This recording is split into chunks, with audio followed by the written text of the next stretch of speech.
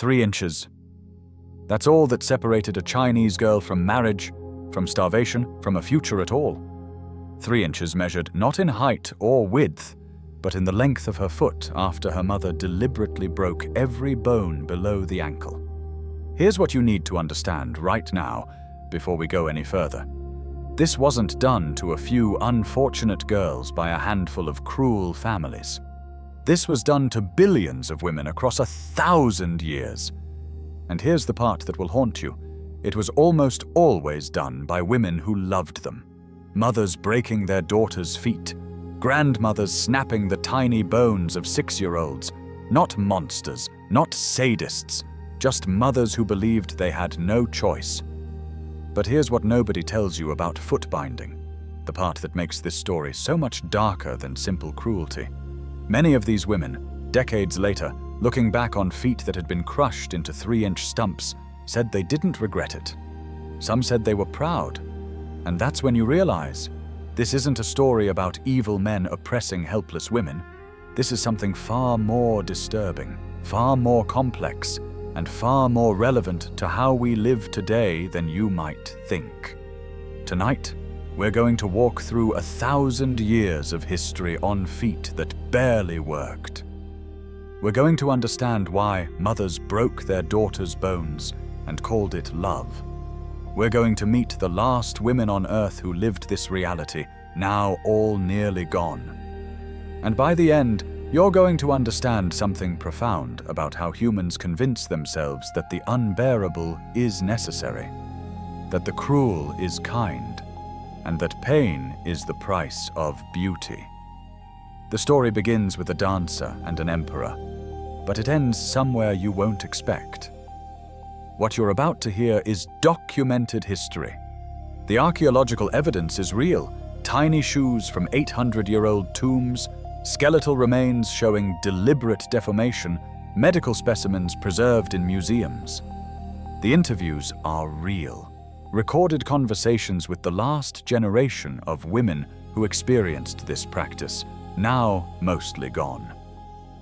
The written records are real. Centuries of poetry, government edicts, personal letters, and scholarly texts. When the historical record has gaps, or when we discuss motivations that can't be directly verified, we'll tell you. We'll show you the evidence scholars use and how they interpret it. But the core facts are irrefutable and deeply disturbing. Before we begin this journey, understand that this story doesn't fit neatly into simple categories of oppression or tradition, victimhood or agency. It's a story about beauty and pain, economics and desire, mothers and daughters, survival and suffering. It's a story that lasted a millennium and touched every corner of Chinese society, from imperial palaces to rural farming villages. And perhaps most unsettling of all, it's a story where women themselves were often the enforcers, the practitioners, and sometimes even the defenders of a practice that would leave them hobbled for life. The Whisper of Origins. Here's the story everyone knows. An emperor fell in love with a dancer who wrapped her feet in silk to make them look smaller. And suddenly every woman in China wanted tiny feet too. It's romantic. It's simple. And like most simple stories about complex horrors, it's missing the darker truth. The most widely accepted account does trace the custom to the 10th century, during the chaotic period known as the 5 dynasties and 10 kingdoms, a time when China had fractured into competing kingdoms, each trying to prove its cultural superiority. In the year 970, there ruled an emperor named Li Yu of the southern Tang dynasty, a man remembered more for his poetry than his statecraft. Li Yu was, by all accounts, a sensitive soul who loved art and dance above all things. He constructed for his favorite concubine, a dancer named Yao Niang, a stage in the shape of an enormous golden lotus, standing nearly 6 feet tall and encrusted with precious stones and pearls that caught the lamplight and scattered it across the court. Yao Niang bound her feet with strips of white silk, wrapping them tightly to create a curved, arched shape, that resembled the crescent moon. When she danced atop the golden lotus, moving on the points of her bound feet like a ballerina en pointe, the emperor was entranced. Her movements appeared ethereal, otherworldly, as if she floated rather than walked. But here's what that story leaves out, what scholars have pieced together from studying palace politics and women's writings from that era. This wasn't about beauty or romance or a dancer's artistic vision. Based on what we know about imperial court dynamics, this appears to have been about competition among women trapped in a system where their survival depended on male favor.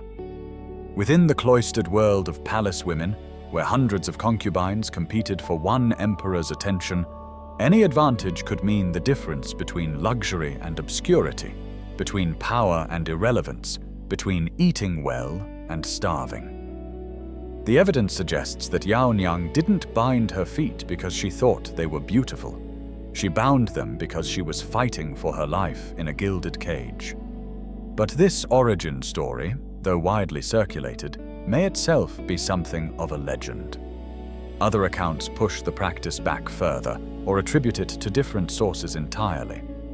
Some scholars point to earlier references in poetry and literature that suggest small feet were already valued during the Tang dynasty, which preceded the Five Dynasties period. There are whispers of courtesans who bound their feet to enhance their dancing and their appeal to wealthy patrons.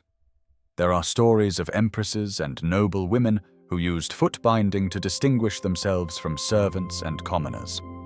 One particularly intriguing legend involves Pan Yunu, a concubine of the southern Qi emperor Xiao Baozhuan in the late 5th century. According to this tale, Pan Yunu had naturally delicate feet and performed a dance barefoot on a floor decorated with golden lotus blossoms.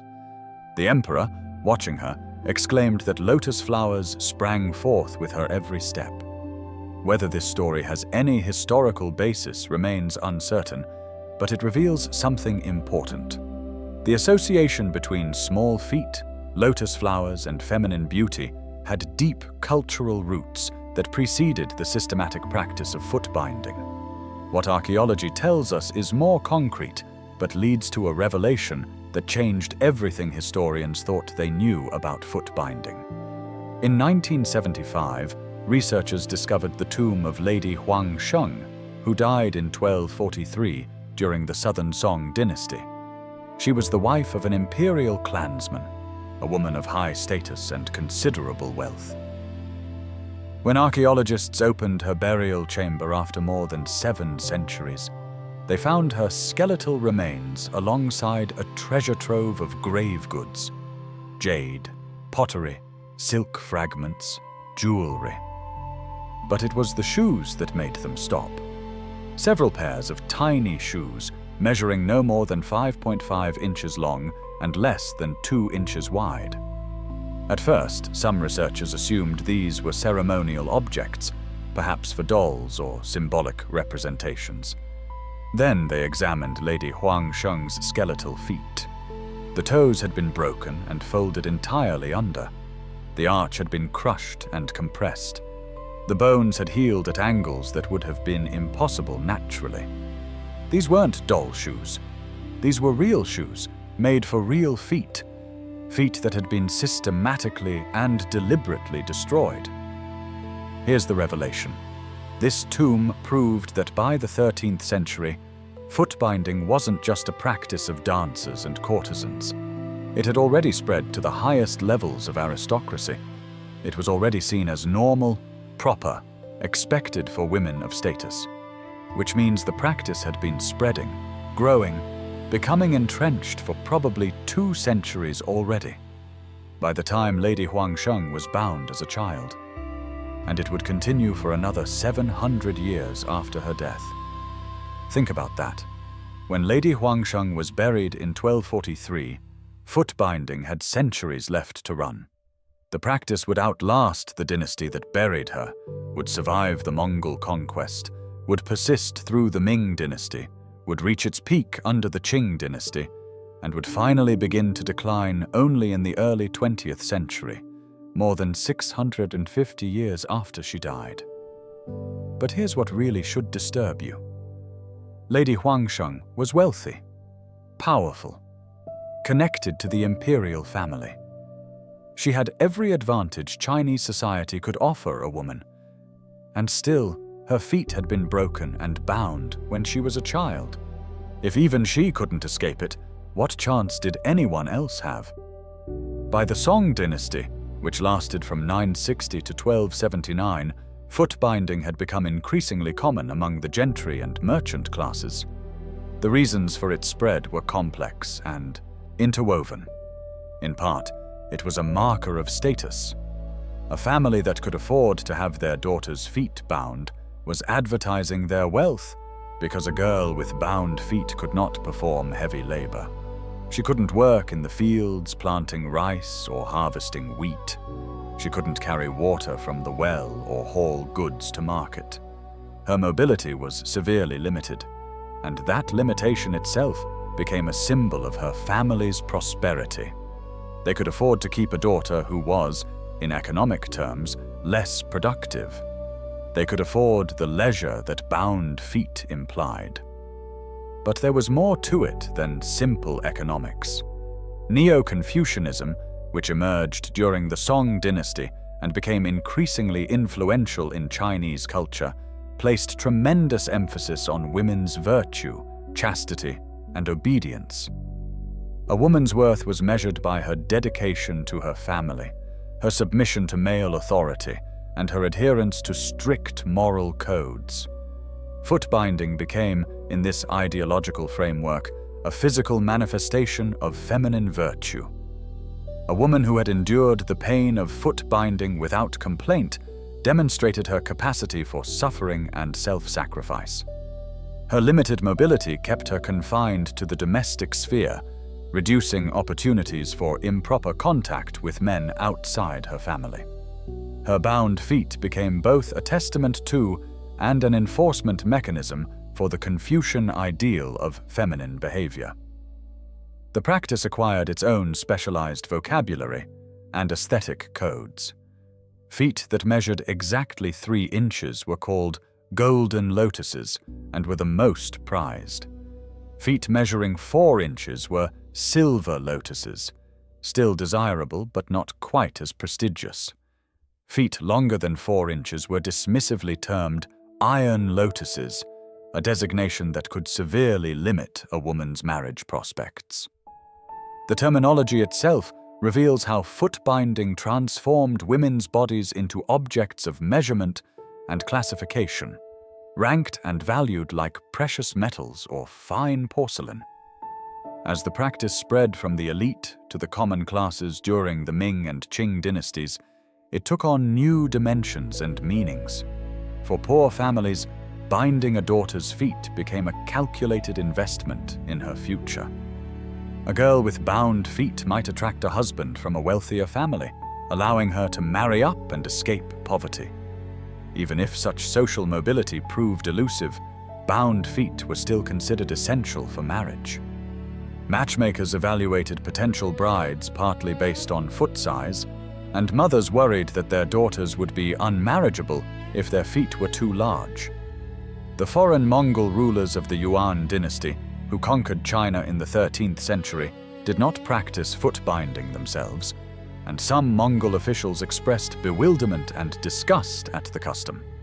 But they didn't ban it either, and Chinese families continued binding their daughters' feet as a way of maintaining their cultural identity under foreign rule.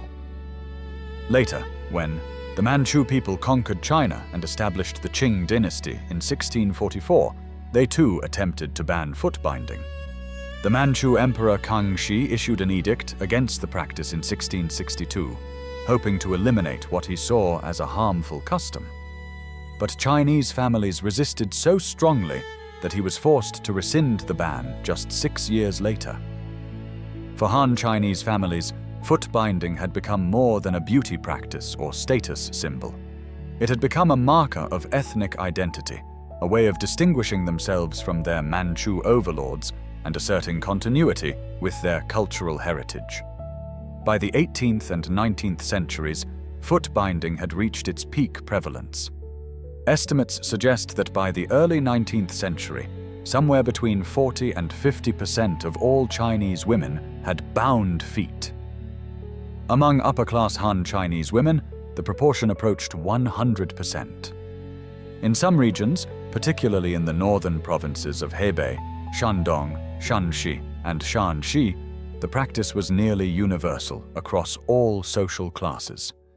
In other areas, particularly the southern provinces and regions where wet rice cultivation required women's labor in the fields, foot binding was less common, but still widespread.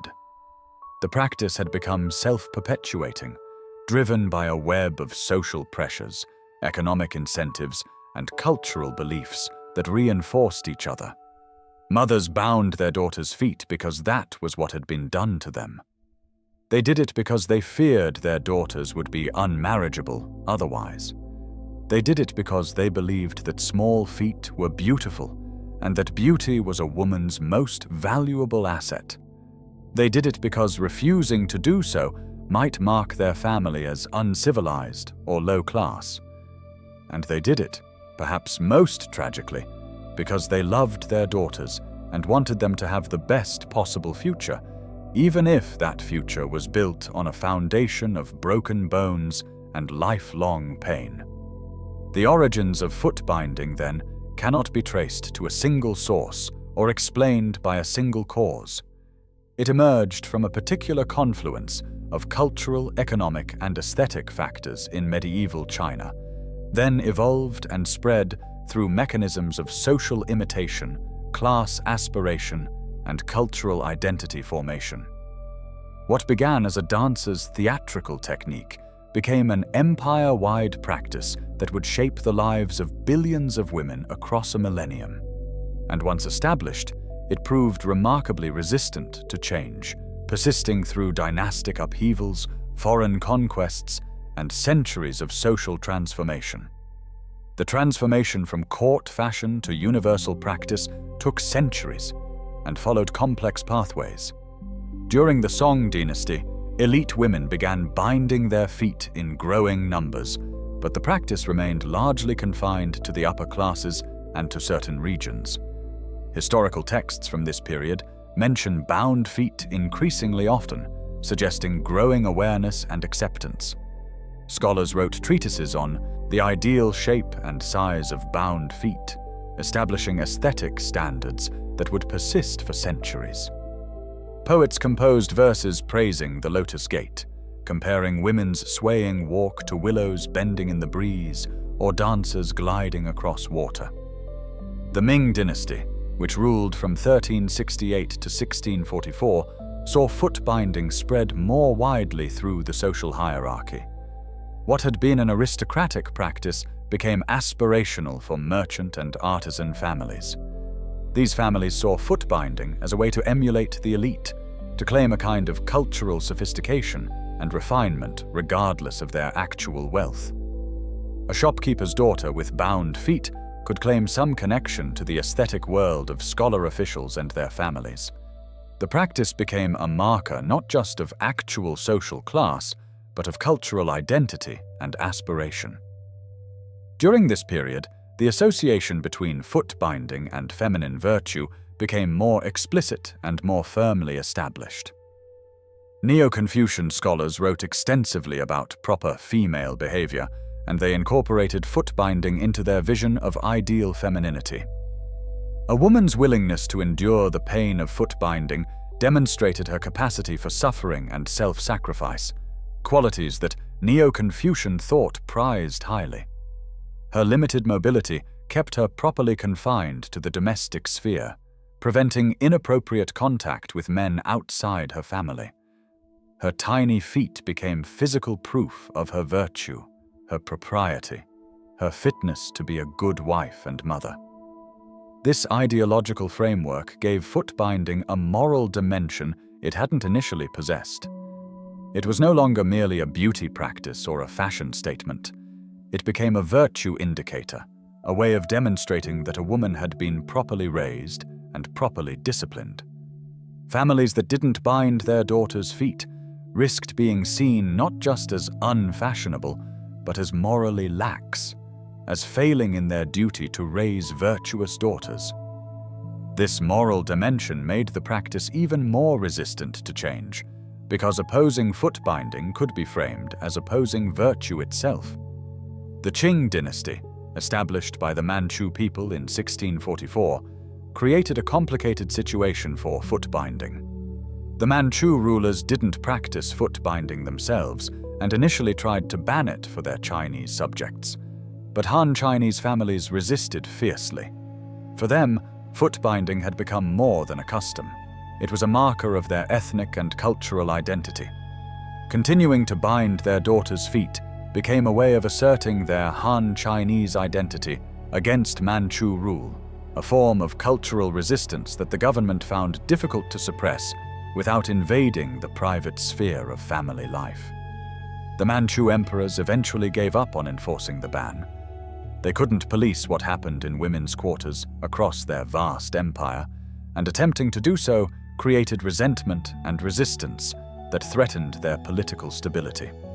So foot binding continued and actually intensified during the Qing dynasty, with the practice reaching its peak prevalence in the 18th and 19th centuries. By this time, it had spread to virtually all social classes among Han Chinese, from the wealthiest aristocrats to poor peasant families, though the severity and style of binding varied based on economic circumstances and regional traditions. The breaking now, we come to the part that most people can't bear to hear in detail.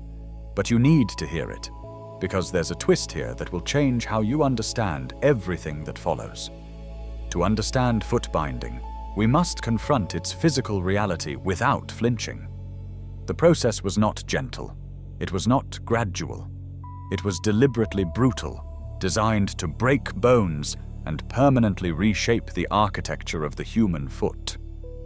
And it began when girls were still children, their bodies still growing, their bones still soft enough to be manipulated, but hard enough that manipulating them required force and caused immense pain. The ideal age to begin foot binding was between 4 and 7 years old, though some girls were as young as 3 and others as old as 12 when the process started. The timing mattered. Begin too early, and the bones might be too soft, making it difficult to achieve the desired shape. Begin too late, and the bones would have hardened too much, making the breaking more difficult and the results less satisfactory. The window of opportunity was narrow, and mothers watched their daughters carefully, waiting for the right moment to begin. The actual procedure was usually carried out by the girl's grandmother or another older female relative, less often by the mother herself. And here's the twist that makes this story so much darker, based on documented accounts from families who practiced binding. This wasn't because grandmothers were crueler than mothers. Historical records and interviews with survivors reveal that mothers often couldn't maintain the emotional detachment needed. When a mother tried to bind her daughter's feet, something broke inside her when the child begged for mercy. When tears poured down their little faces and their bodies shook with pain, mothers' resolve wavered. They loosened the bindings. They postponed the process. They abandoned it altogether. And in doing so, they believed, as their culture had taught them. They condemned their daughters to lives of poverty, to unmarriageability, to futures as social outcasts. So the job fell to grandmothers, women who had themselves survived the process, women who had bound their own daughters' feet, women who could watch a child scream and not flinch because they had learned decades ago that this was the price of survival. They could be more dispassionate, more unmoved by suffering, more committed to seeing the process through regardless of the cost. Think about what that means. The most effective foot binders weren't sadists. They were survivors. Women who had endured this horror themselves and emerged believing it had been necessary. Women who loved their granddaughters and believed they were helping them. First, the feet were soaked in a warm mixture that typically contained herbs and animal blood. Different families and regions had their own specific recipes, but the purpose was always the same: to soften the flesh and make it more pliable. The soaking lasted perhaps 20 or 30 minutes, long enough for the warm liquid to penetrate the skin and relax the tissues. For the child, this was perhaps the last moment of relative comfort she would experience for a very long time. After the soaking, the toenails were cut back as far as possible, trimmed to the quick or even further. This was done to prevent ingrown toenails later, since the toes were about to be forced into positions where they would have no room to grow normally. The cutting itself was painful, but it was merely a prelude to what came next. Then came the breaking.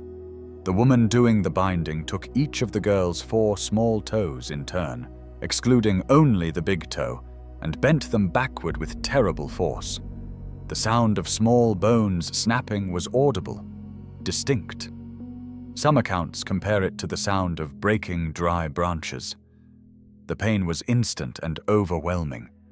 Children screamed, fought, tried to pull their feet away, but they were held firm. This wasn't an accident or a mistake. This was the intended outcome. The toes had to be broken if they were to be folded under the foot in the desired position. Once the toes were broken, they were pressed down and folded under the sole of the foot, brought across the ball of the foot until they touched or nearly touched the heel. Imagine that for a moment. Imagine your toes, broken at multiple joints, being folded entirely under your foot so that when you tried to stand, you would be standing on your folded toes rather than your foot's natural sole. But the breaking didn't stop with the toes. The arch of the foot also had to be broken. This was accomplished by pressing down on the top of the foot while pulling up on the heel, applying pressure until the bones in the midfoot fractured. The goal was to bring the heel and the ball of the foot as close together as possible, creating an exaggerated arch, a foot that curved in on itself like a crescent moon or a bent bow. With the toes folded under and the arch broken, the binding itself could begin. Long strips of cloth, usually cotton or silk, about 2 inches wide and 10 feet long, were wrapped around the foot in a figure-8 pattern. The binding started at the toes, wrapping them tightly to keep them folded under, then moved around the heel and back across the arch. The bandages were pulled tight, very tight, tight enough that they left marks on the flesh, tight enough that blood flow was restricted, tight enough that the child could feel her pulse pounding in her feet with every heartbeat. In wealthy families, the bindings were changed daily. The feet were unwrapped, cleaned, examined for signs of infection or necrosis, then rebound even tighter than before. The daily unbinding and rebinding ritual took on its own rhythm, a cycle of relief and renewed agony. When the bindings came off, blood rushed back into the compressed tissue, bringing a tingling, burning sensation. The feet could be examined, dead skin removed, blisters lanced, pus cleaned away. For a few minutes, the child could flex her toes, wiggle them, feel them as separate digits rather than a folded mass of bone and flesh. Then the bindings went back on, tighter than before, and the pain resumed. In poorer families, the bindings might only be changed 2 or 3 times a week. This meant less labor for the family and fewer bandages needed, but it also increased the risk of infection. Feet that remained bound for days at a time could develop sores that festered.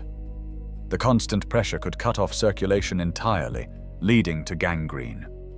Toes or even larger portions of the foot could die and fall off, which was viewed not as a complication, but sometimes as a benefit, since it meant the foot could be made even smaller. The pain during the first 2 years of binding was, by all accounts, almost unbearable. Children cried themselves to sleep at night. They woke in the dark, their feet throbbing and burning.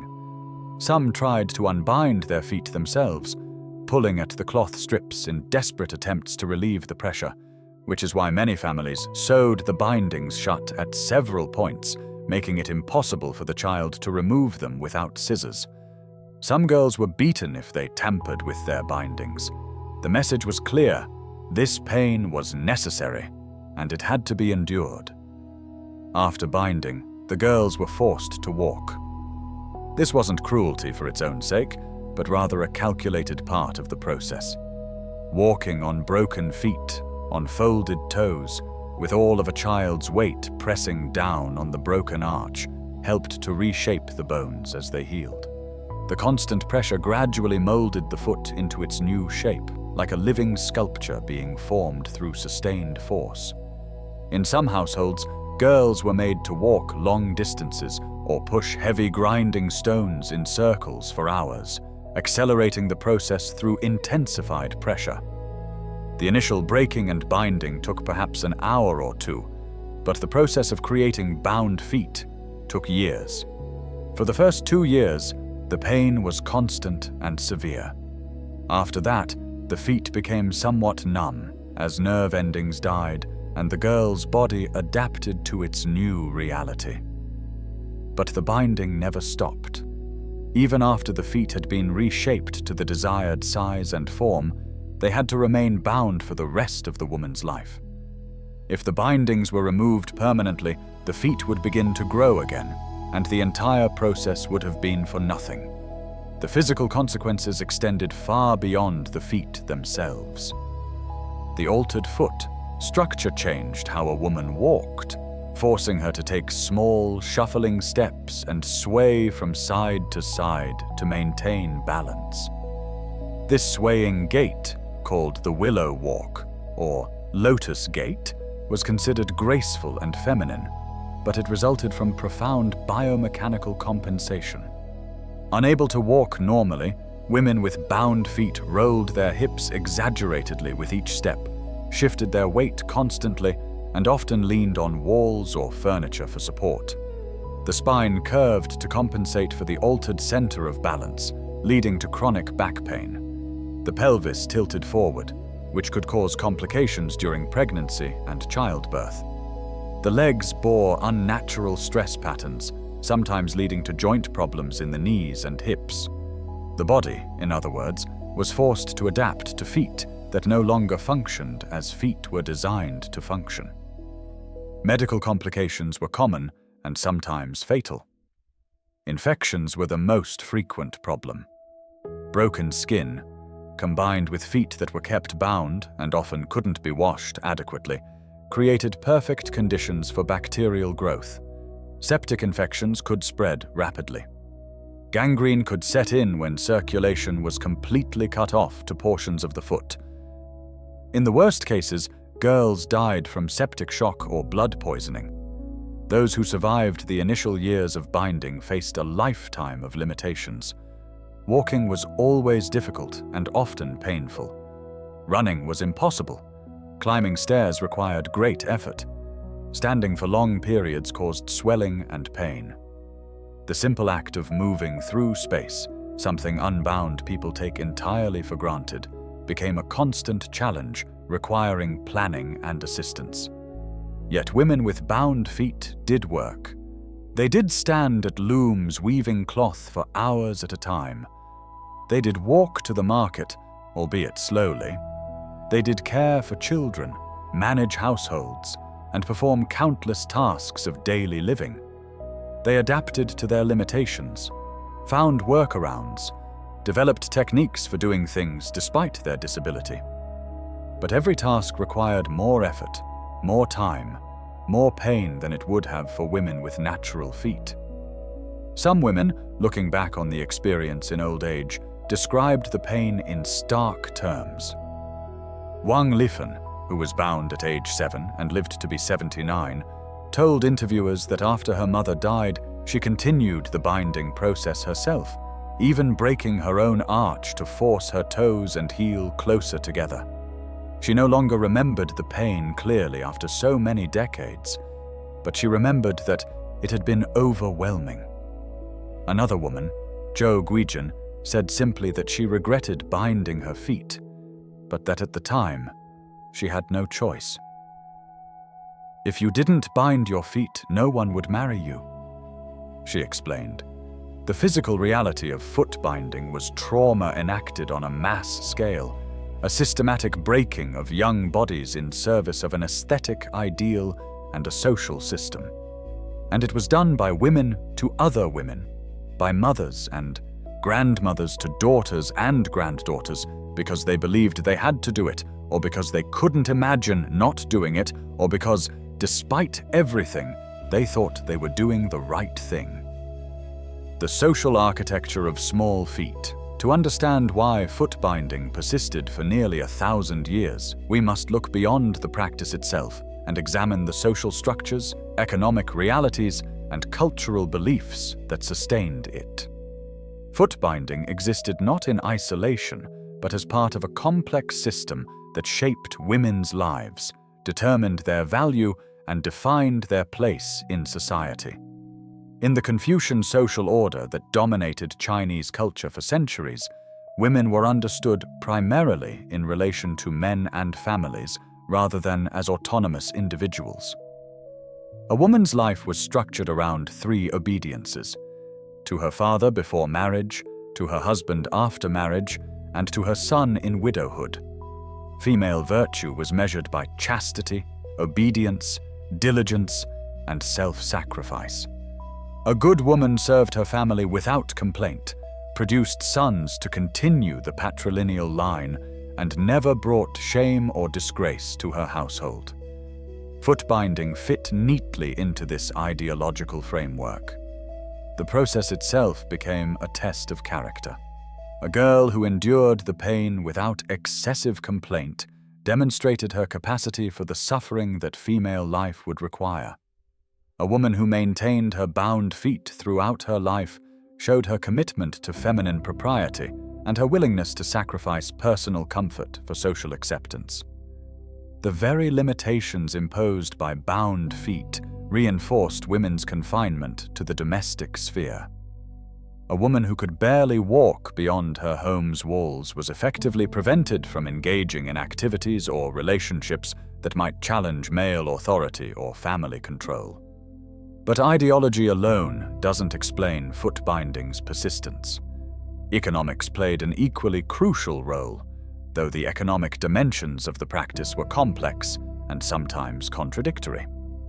On the surface, bound feet appeared to be a purely aesthetic choice, a beauty practice that served no practical purpose. Some early Western observers and later critics characterized it as a wasteful custom that crippled women and prevented them from contributing to their family's economic welfare. Recent scholarship has challenged this interpretation, revealing that foot binding was deeply embedded in rural household economies. Far from being simply a disability that prevented work, bound feet were often directly linked to particular forms of female labor that were economically vital to family survival. And here's the reveal that changes everything you thought you knew about foot binding, based on groundbreaking research by scholars Laurel Bosson and Hill Gates, who studied thousands of rural Chinese women. It wasn't just compatible with women's work. In many cases, the evidence shows it made women more economically productive.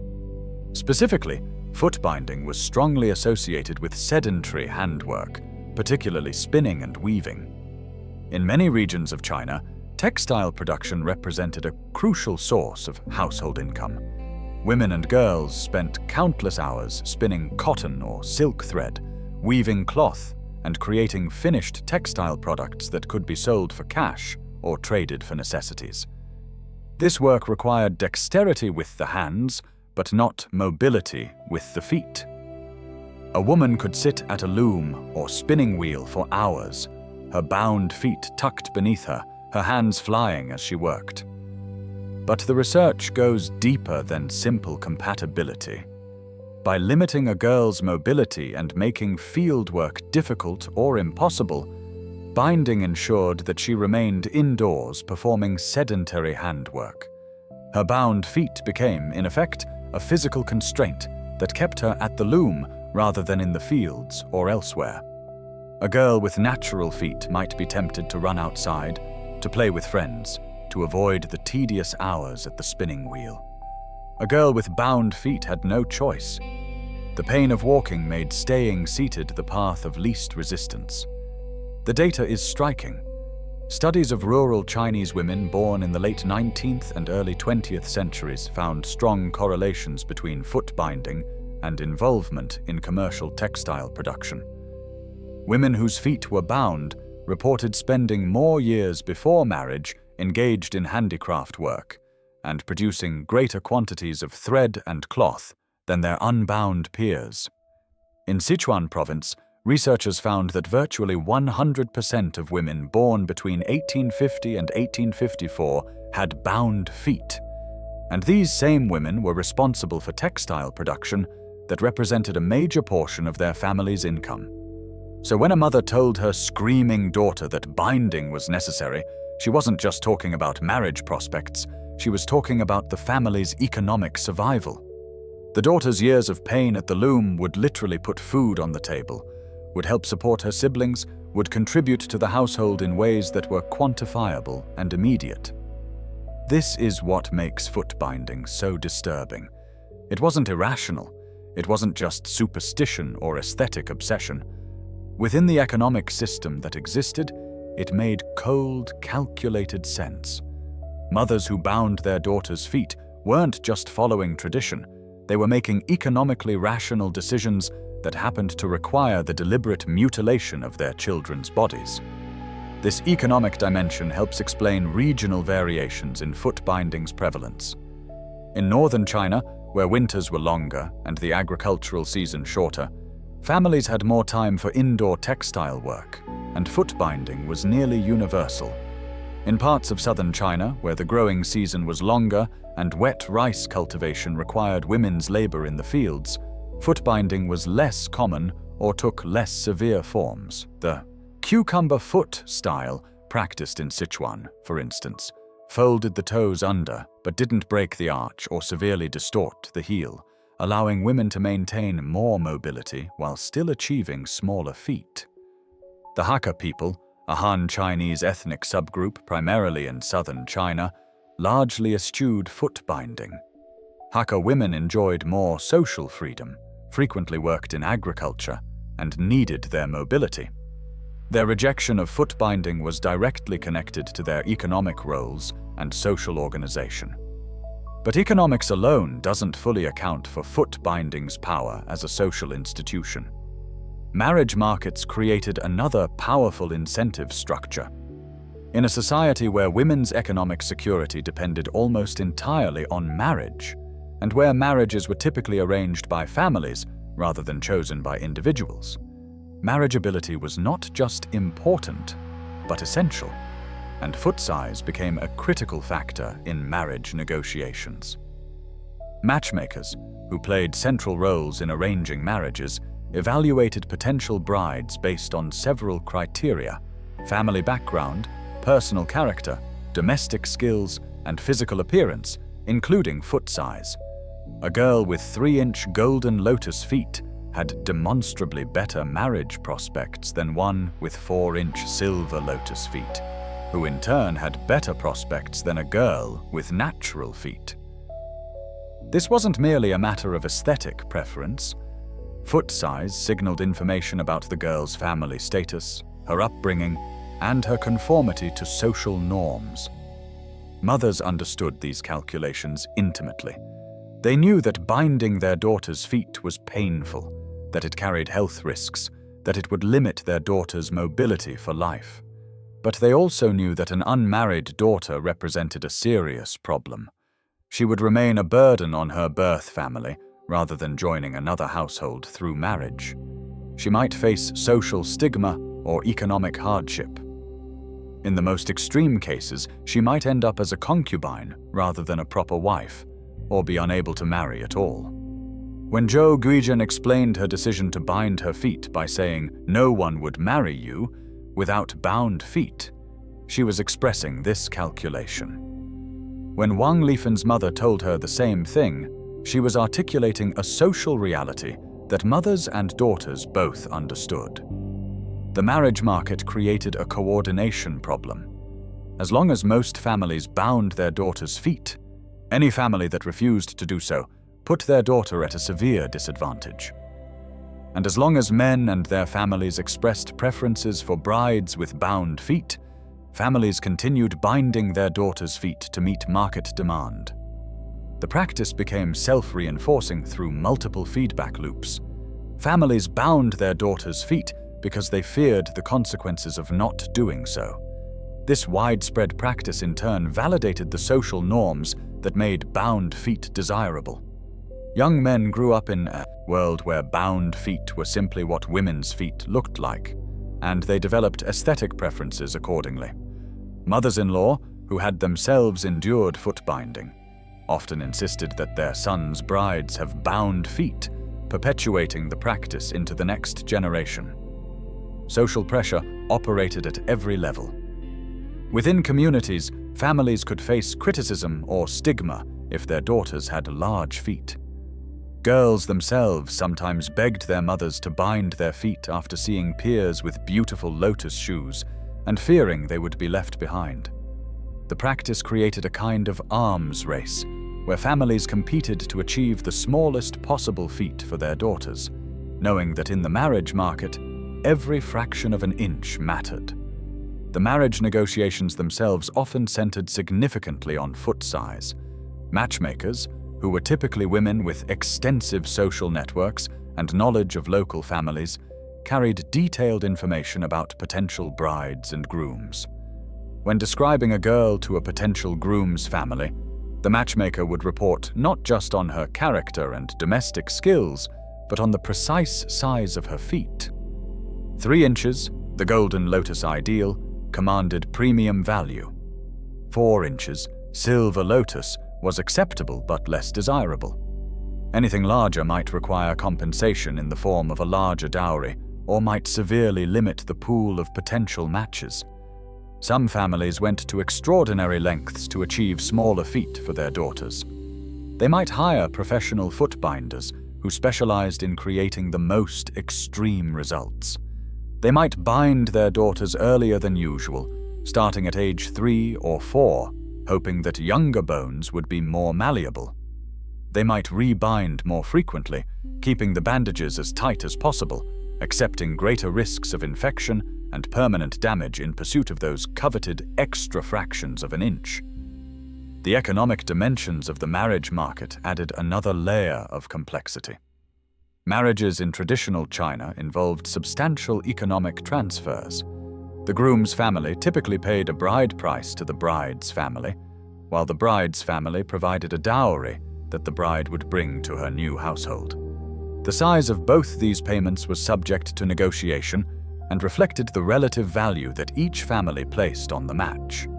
A girl with particularly small feet could command a higher bride price, or her family might need to provide a smaller dowry to secure a good match. Conversely, a girl with large feet might require a larger dowry to compensate for what was seen as a deficiency. For poor families, this created intense pressure to bind their daughters' feet, despite the economic cost of losing their labor, because the marriage market rewards for small feet could be substantial. Middle-class families, particularly merchant families aspiring to respectability and status, faced especially intense pressure. They had enough resources to support daughters with bound feet, but not enough status or wealth to secure good marriages based on family connections alone. For them, their daughters' bound feet became a crucial form of social capital, a way of demonstrating their family's cultivation and refinement that might help them marry into the scholar gentry class or secure marriages with other upwardly mobile merchant families. The practice also created opportunities for social mobility, however limited. A poor but beautiful girl with exceptionally small feet might attract the attention of a wealthy family looking for a concubine or even a wife for a younger son. While such matches were rare and not always advantageous, life as a concubine could be difficult and precarious. They represented one of the few paths by which a girl from a poor family might improve her social position. These economic calculations meant that families had to carefully weigh multiple factors when deciding whether and how to bind their daughters' feet. They had to consider the immediate economic cost, the loss of the girl's labor, the time and materials required for binding, against the potential long-term benefits in the marriage market. They had to assess how important women's physical labor was to their family economy versus how important social status and reputation were. They had to evaluate their daughters' individual prospects and circumstances, sometimes making different decisions for different daughters based on birth order, physical appearance, or family needs. The result was a practice that was nearly universal, but never entirely uniform. Almost all Han Chinese families engaged with foot binding in some way, but the specific decisions they made, when to begin binding, how severe to make it, which daughters to bind, reflected complex calculations about economics, status, family strategy, and individual circumstances. This economic and social architecture meant that foot binding was sustained not primarily by ideology or male desire, though both played roles, but by a dense network of practical considerations and social pressures that made the practice seem necessary, or at least rational, to the people participating in it.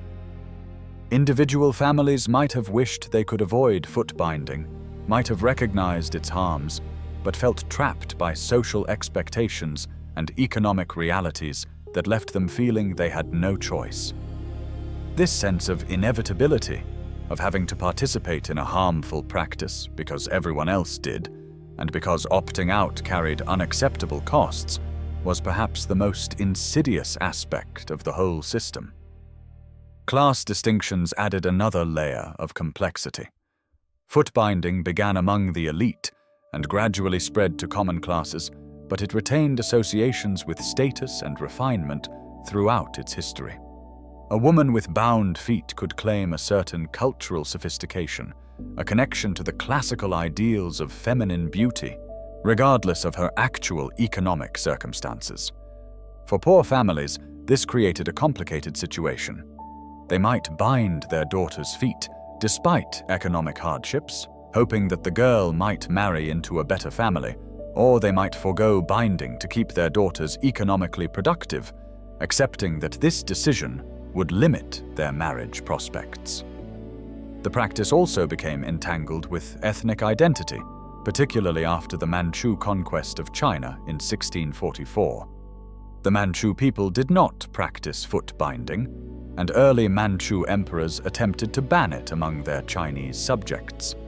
But these bans failed, largely because Han Chinese families viewed foot binding as a marker of their cultural identity, a way of maintaining continuity with their traditions in the face of foreign rule.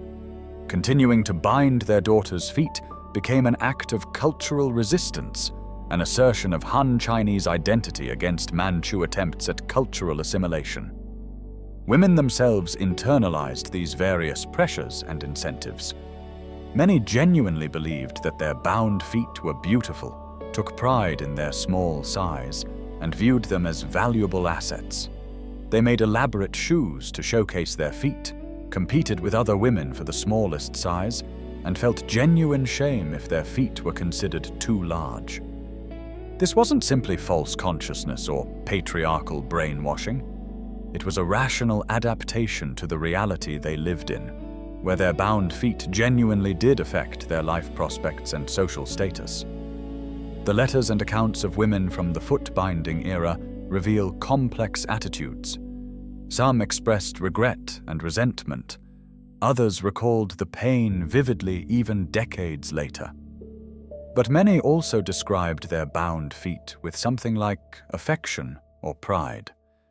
They had suffered for those feet, endured years of pain to create them, and they had become part of their identity. To reject their bound feet entirely would have been, in some sense, to reject their own lives and choices. This complexity makes foot binding difficult to discuss in simple terms. It was undeniably harmful, a form of violence against women's bodies that caused lifelong pain and disability. But it was also sustained by women themselves, woven into the fabric of family relationships, economic calculations, and social networks that shaped every woman's life. It was both oppression and adaptation, harm and survival strategy, violence and love, all at once. Provinces and variations, foot binding was never a monolithic practice. As it spread across the vast territory of China over the course of centuries, it adapted to local conditions, economic structures, and cultural norms. What emerged was not a single uniform custom, but a constellation of related practices that varied significantly by region, social class, and ethnic identity. In the northern provinces of China, Hebei, Shandong, Shanxi, and Shanxi, foot binding reached its most extreme and widespread form. These regions had shorter growing seasons and longer winters, creating extended periods when agricultural work was impossible and families turned to indoor occupations. Textile production was particularly important in northern economies, and virtually every household engaged in spinning and weaving during the winter months. In these northern regions, foot binding was practiced almost universally by the 18th and 19th centuries, cutting across class boundaries. Rich and poor alike bound their daughters' feet, and the binding was typically severe, aiming for the ideal 3-inch golden lotus. Archaeological evidence from northern burial sites consistently reveals feet bound to extreme degrees, with toes folded tightly under and arches broken and compressed to the maximum extent possible.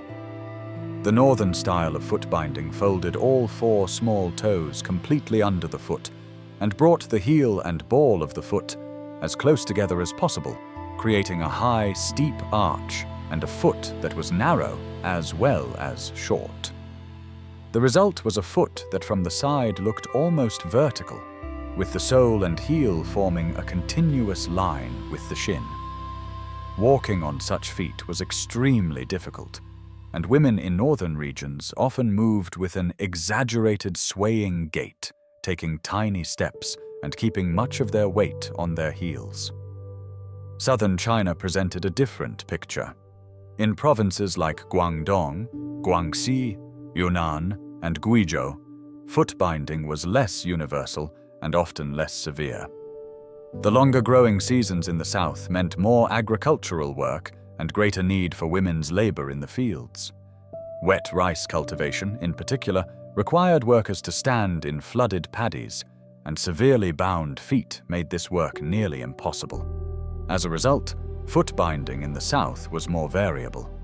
Some elite urban families practiced binding that was just as extreme as in the north, but in rural areas, many families either didn't bind their daughters' feet at all or practiced less severe forms of binding. Even when binding was practiced, it was often delayed until girls were older and stronger, or the bindings were kept looser, allowing for greater mobility. The province of Sichuan developed its own distinctive style, known as cucumber foot or bamboo shoot foot. This method folded the 4 small toes under, but didn't break the arch of the foot or bring the heel forward as aggressively as in northern binding. The result was a foot that was slender and slightly shortened, but retained more of its natural structure.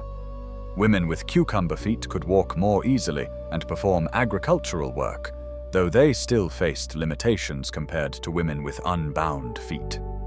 Fujian province, on the southeastern coast, showed yet another pattern. Foot binding was widely practiced in Fujian, but with considerable variation between coastal and inland areas. Coastal communities involved in fishing and maritime trade tended to bind less, frequently or less severely, since women needed mobility to work in family fishing businesses. Inland agricultural communities practiced more binding, but even there, the style was often less extreme than in the north. Central China, including the provinces around the Yangtze River Valley, fell somewhere in between these northern and southern extremes. Foot binding was common, but not quite universal. And while severe binding was practiced among elite families, working-class families often opted for less extreme versions that allowed their daughters more mobility. Ethnic identity created another dimension of variation. The practice was almost exclusively limited to Han Chinese, the ethnic majority. Most of China's ethnic minority groups did not practice foot binding at all. The Manchu people, who ruled China during the Qing dynasty from 1644 to 1912, explicitly forbade their own women from binding their feet. Manchu women instead wore elevated platform shoes with tiny bases, creating a swaying walk that mimicked the lotus gait without the bodily mutilation. The Mongols, who had ruled China during the previous Yuan dynasty, also did not practice foot binding. Mongol culture emphasized women's physical capability and mobility, particularly horseback riding, which was incompatible with bound feet. Similarly, Tibetan, Turkestani, and various other ethnic minorities across China's frontiers did not bind their women's feet. However, there were some exceptions among ethnic minorities who had been heavily influenced by Han Chinese culture. The Hui people, Chinese Muslims, presented a particularly interesting case. In some Hui communities, particularly in Gansu province, foot binding was practiced despite Islamic prohibitions against altering the body. In other Hui communities, religious leaders actively opposed foot binding, posting signs in mosques denouncing the practice as contrary to Islamic law. The Dungan people, descendants of Hui Muslims who fled to Central Asia, continued practicing foot binding in their new homes until as late as 1948, demonstrating how deeply the custom could embed itself even in communities with religious traditions that theoretically opposed it. Even the Hakka people, who were ethnically Han Chinese, largely rejected foot binding.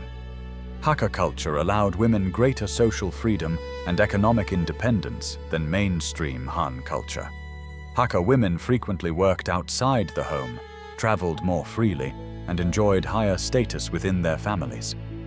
Foot binding was incompatible with these social patterns, and most Hakka families simply didn't do it. This made Hakka women distinctive and sometimes subject to criticism from other Han Chinese who viewed unbound feet as unfeminine or lower class. But Hakka communities maintained their own standards of female beauty and propriety that didn't require bound feet. Urban versus rural differences created yet another axis of variation. In cities and towns, foot binding tended to be more common and more severe, partly because urban economies were less dependent on women's physical labor, and partly because cities were centers of fashion and cultural transmission. Urban families were more exposed to elite cultural norms and more motivated to demonstrate their sophistication through practices like foot binding.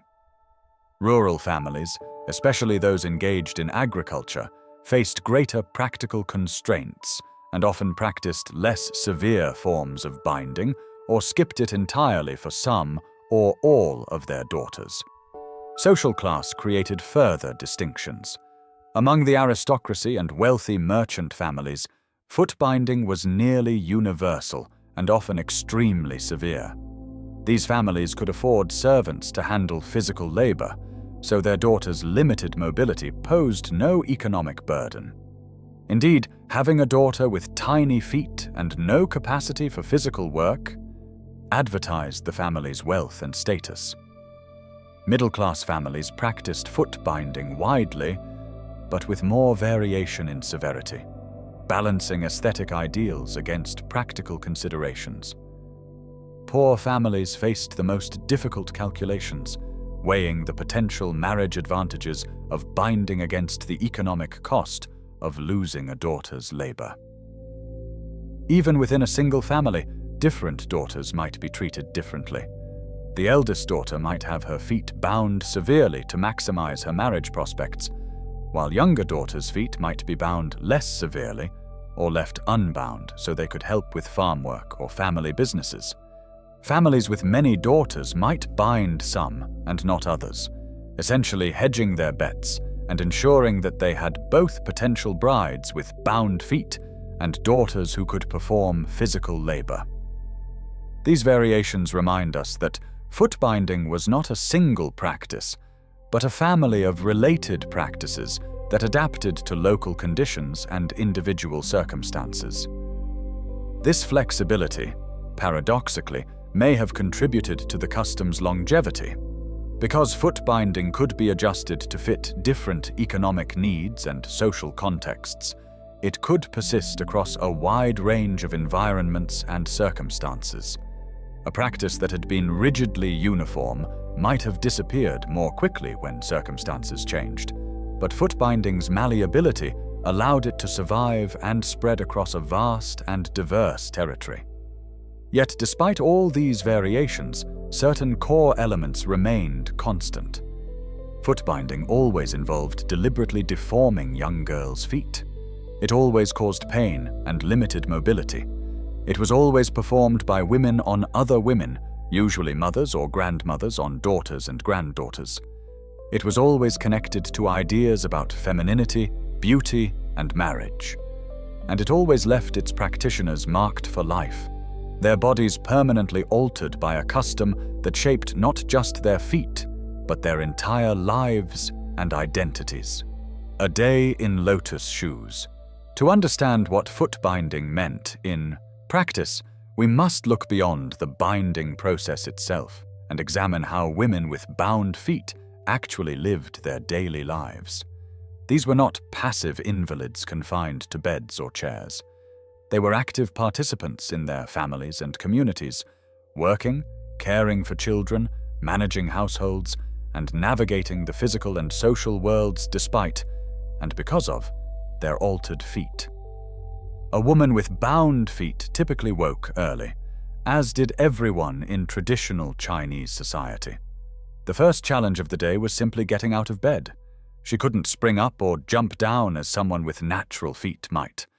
Instead, she had to carefully slide to the edge of the bed, rotate her body, and lower herself slowly until her feet touched the ground. Even this simple action required planning and care. Her feet hurt in the morning. They always hurt, but mornings were often worse, with stiffness and swelling from hours of being still. She might massage them briefly, flex her big toes, work some circulation back into the compressed tissue. Then she had to put on her shoes before she could walk anywhere. The lotus shoes themselves were works of art, small embroidered slippers often made by the women who wore them. Red was the most popular color, associated with good fortune and celebration, though shoes came in many colors and styles depending on the occasion and the wearer's age and status. Young unmarried women wore bright, elaborate shoes decorated with flowers, birds, and geometric patterns. Married women wore somewhat more subdued styles. Elderly women often wore dark colors. The shoes were tiny, 3 to 4 inches long, and putting them on required careful manipulation. First, she wrapped her feet in fresh binding cloth, starting with the toes and working up around the heel and ankle. The binding had to be tight, but not so tight that it cut off circulation entirely. Too loose, and her feet would swell and become even more painful. Too tight, and she risked injury. After decades of practice, this wrapping became automatic, her hands moving through the familiar pattern without conscious thought. Then the shoes slid on, more like sheaths than Western-style shoes. They had no real sole in the Western sense, no heel counter, no arch support. They were essentially embroidered fabric cases that fit over the bound foot and binding cloth. Silk ribbons wrapped around the ankle and sometimes the lower leg, securing the shoes and providing some support. Once shod, she could begin moving. Walking with bound feet required a completely different gait than natural walking. She took small steps, 6 to 8 inches at most, placing one foot in front of the other with exaggerated care. Her weight stayed primarily on her heels, since her toes were folded under and couldn't bear much pressure. She swayed from side to side as she walked, shifting her weight from foot to foot, using the motion of her hips and torso to maintain balance. Furniture and walls became essential aids. She trailed her hand along walls as she walked, used tables and chairs for support, grabbed door frames when passing through doorways. Going up or down stairs was particularly challenging, requiring her to turn sideways, place one foot carefully on each step, and pull herself up or lower herself down using the banister. Some women could barely manage stairs at all and lived their entire lives on a single floor. Walking outside was even more difficult. Uneven ground, loose dirt, stones, and puddles all posed challenges that someone with natural feet wouldn't notice. Women with bound feet walked slowly and carefully, studying the ground ahead of them, planning their route to avoid obstacles. Rain turned ground to mud that could stick to their tiny shoes and make them even more unstable. Snow and ice were treacherous. Many women simply didn't go outside in bad weather. Yet go outside they did, because life required it. They walked to the market, slowly and carefully, perhaps leaning on a daughter or servant. They visited neighbors and relatives. They attended festivals and ceremonies. They were not prisoners in their homes, despite their limited mobility. They simply had to plan more carefully and accept that any journey would take longer and require more effort than it would for someone with unbound feet. Much of a woman's daily work was sedentary, which made it compatible with bound feet. Sitting at a loom, weaving cloth for hours, a woman with bound feet faced no particular disadvantage. Her feet were tucked beneath her or resting on a footstool, hidden from view. Her hands moved rapidly, throwing the shuttle back and forth, creating intricate patterns in the cloth.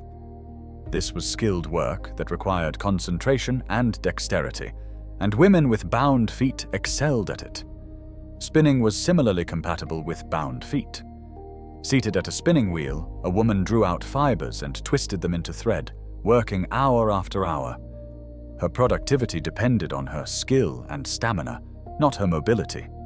Indeed, because her bound feet essentially confined her to sedentary work, she might spend more hours spinning and weaving than a woman with natural feet, who could move around more easily and had more options for different types of work. Cooking presented more challenges. A traditional Chinese kitchen required considerable movement, carrying water, gathering firewood, moving between the stove, work surfaces, and storage areas. Women with bound feet did cook, but it took them longer and required more effort. They might sit on a low stool while preparing vegetables, stand for shorter periods at the stove, and rely on children or servants to fetch water and carry heavy items. Childcare was another daily task. Women with bound feet raised children, carried infants on their backs, and supervised toddlers. Carrying a baby on the back, as was traditional in China, actually worked reasonably well with bound feet. The weight was distributed across the shoulders and back, rather than requiring leg strength or balance. Chasing after a running toddler, however, was essentially impossible. Women with bound feet had to rely on other strategies, keeping children close by in enclosed spaces, enlisting older children to watch younger ones, and accepting that some activities simply weren't feasible. Farm work was possible but difficult for women with bound feet, and the degree of difficulty depended on the type of agriculture and the severity of the binding. Planting seeds, weeding, and harvesting could all be done from a seated or crouching position, and women with even quite severely bound feet sometimes worked in fields, moving slowly along rows, doing tasks that didn't require much walking or standing. Threshing and winnowing grain could be done while standing in place. Feeding chickens and pigs didn't require much mobility. But carrying heavy loads, working in flooded rice paddies, or traveling long distances to market were all effectively impossible for women with severely bound feet. Families that bound their daughters' feet were accepting that these daughters would be less capable of field work, but they were calculating that the girls' increased productivity in textile work and improved marriage prospects would compensate for this limitation. Women with bound feet developed countless small adaptations and techniques to accomplish daily tasks. They used long-handled tools to reach things without bending. They kept frequently used items within easy reach. They organized their living spaces to minimize the need for walking. They worked sitting down whenever possible. They enlisted children to run errands and fetch things. They planned ahead, thinking through what they would need for a task before beginning so they wouldn't have to get up and down repeatedly.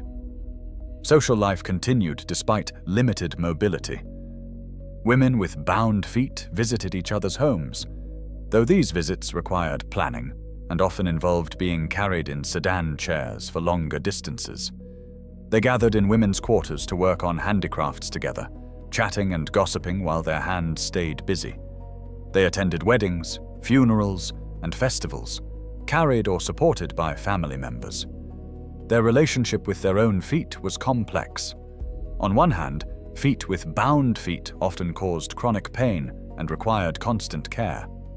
Women had to unwrap and re-wash their feet every few days, a process that revealed the damage beneath the beautiful embroidered shoes. Dead skin had to be removed, calluses trimmed, nails cut, infections treated. The feet often smelled, since they were kept wrapped and couldn't be aired out or washed as frequently as natural feet. Yet many women took pride in their small feet and beautiful shoes. They made new shoes for themselves and their daughters, creating elaborate designs and competing with other women for the most artistic or fashionable styles. They showed off their feet in appropriate contexts, the size of their shoes, the grace of their walk, the embroidery on their slippers. These feet had cost them years of pain. They were, in a very real sense, something they had created through suffering, and many women felt genuine pride in them. Daily life with bound feet meant constant adaptation, persistent pain, limited mobility, and endless workarounds. It meant planning every movement, accepting help for tasks that would have been simple with natural feet, and living with a disability that society regarded not as a disability, but as a mark of beauty and refinement. Women with bound feet were not passive victims, but active agents who navigated their circumstances with creativity and resilience, even as those circumstances imposed real and lasting costs on their bodies and lives. The lotus shoes themselves deserve special attention because they were not merely utilitarian objects, but important cultural artifacts that women spent countless hours creating and perfecting. Making lotus shoes was a skilled art form passed down from mothers to daughters, and women with bound feet spent significant portions of their lives creating, maintaining, and wearing these tiny shoes. The basic structure of a lotus shoe was relatively simple. A fabric upper, usually silk or fine cotton, attached to a minimal sole. But within this simple structure, women created extraordinary variety and artistry. Shoes were embroidered with intricate patterns depicting flowers, butterflies, phoenixes, dragons, geometric designs, and symbolic motifs. Red was the most popular color, associated with good fortune and celebration, but shoes came in virtually every color: pink, blue, green, yellow, white, black, chosen to match clothing or occasions. Different occasions called for different shoes. A woman might have everyday shoes for working around the house, fancier shoes for visiting neighbors or attending local gatherings, and elaborate ceremonial shoes for weddings and festivals. Brides wore special wedding shoes, often red with gold thread embroidery, sometimes taking months to create and representing some of the finest needlework the bride and her family could produce. The process of making a single pair of shoes could take days or even weeks, depending on the complexity of the embroidery and the materials used. Women drew patterns on fabric, cut pieces precisely to size, sewed them together with tiny, invisible stitches, then spent hours embroidering the surface with silk thread. The embroidery wasn't just decoration. It was a display of skill, patience, and artistic sensibility.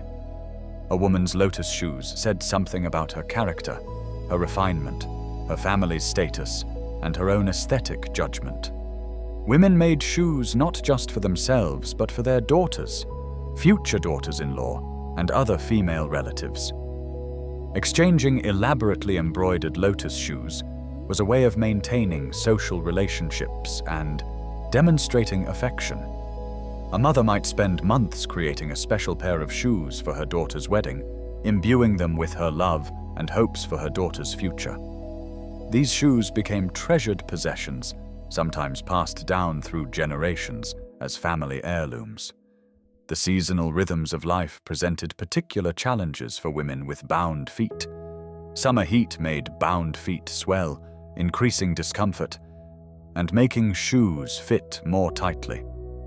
The binding cloths trapped moisture and heat, creating conditions where fungal infections could flourish.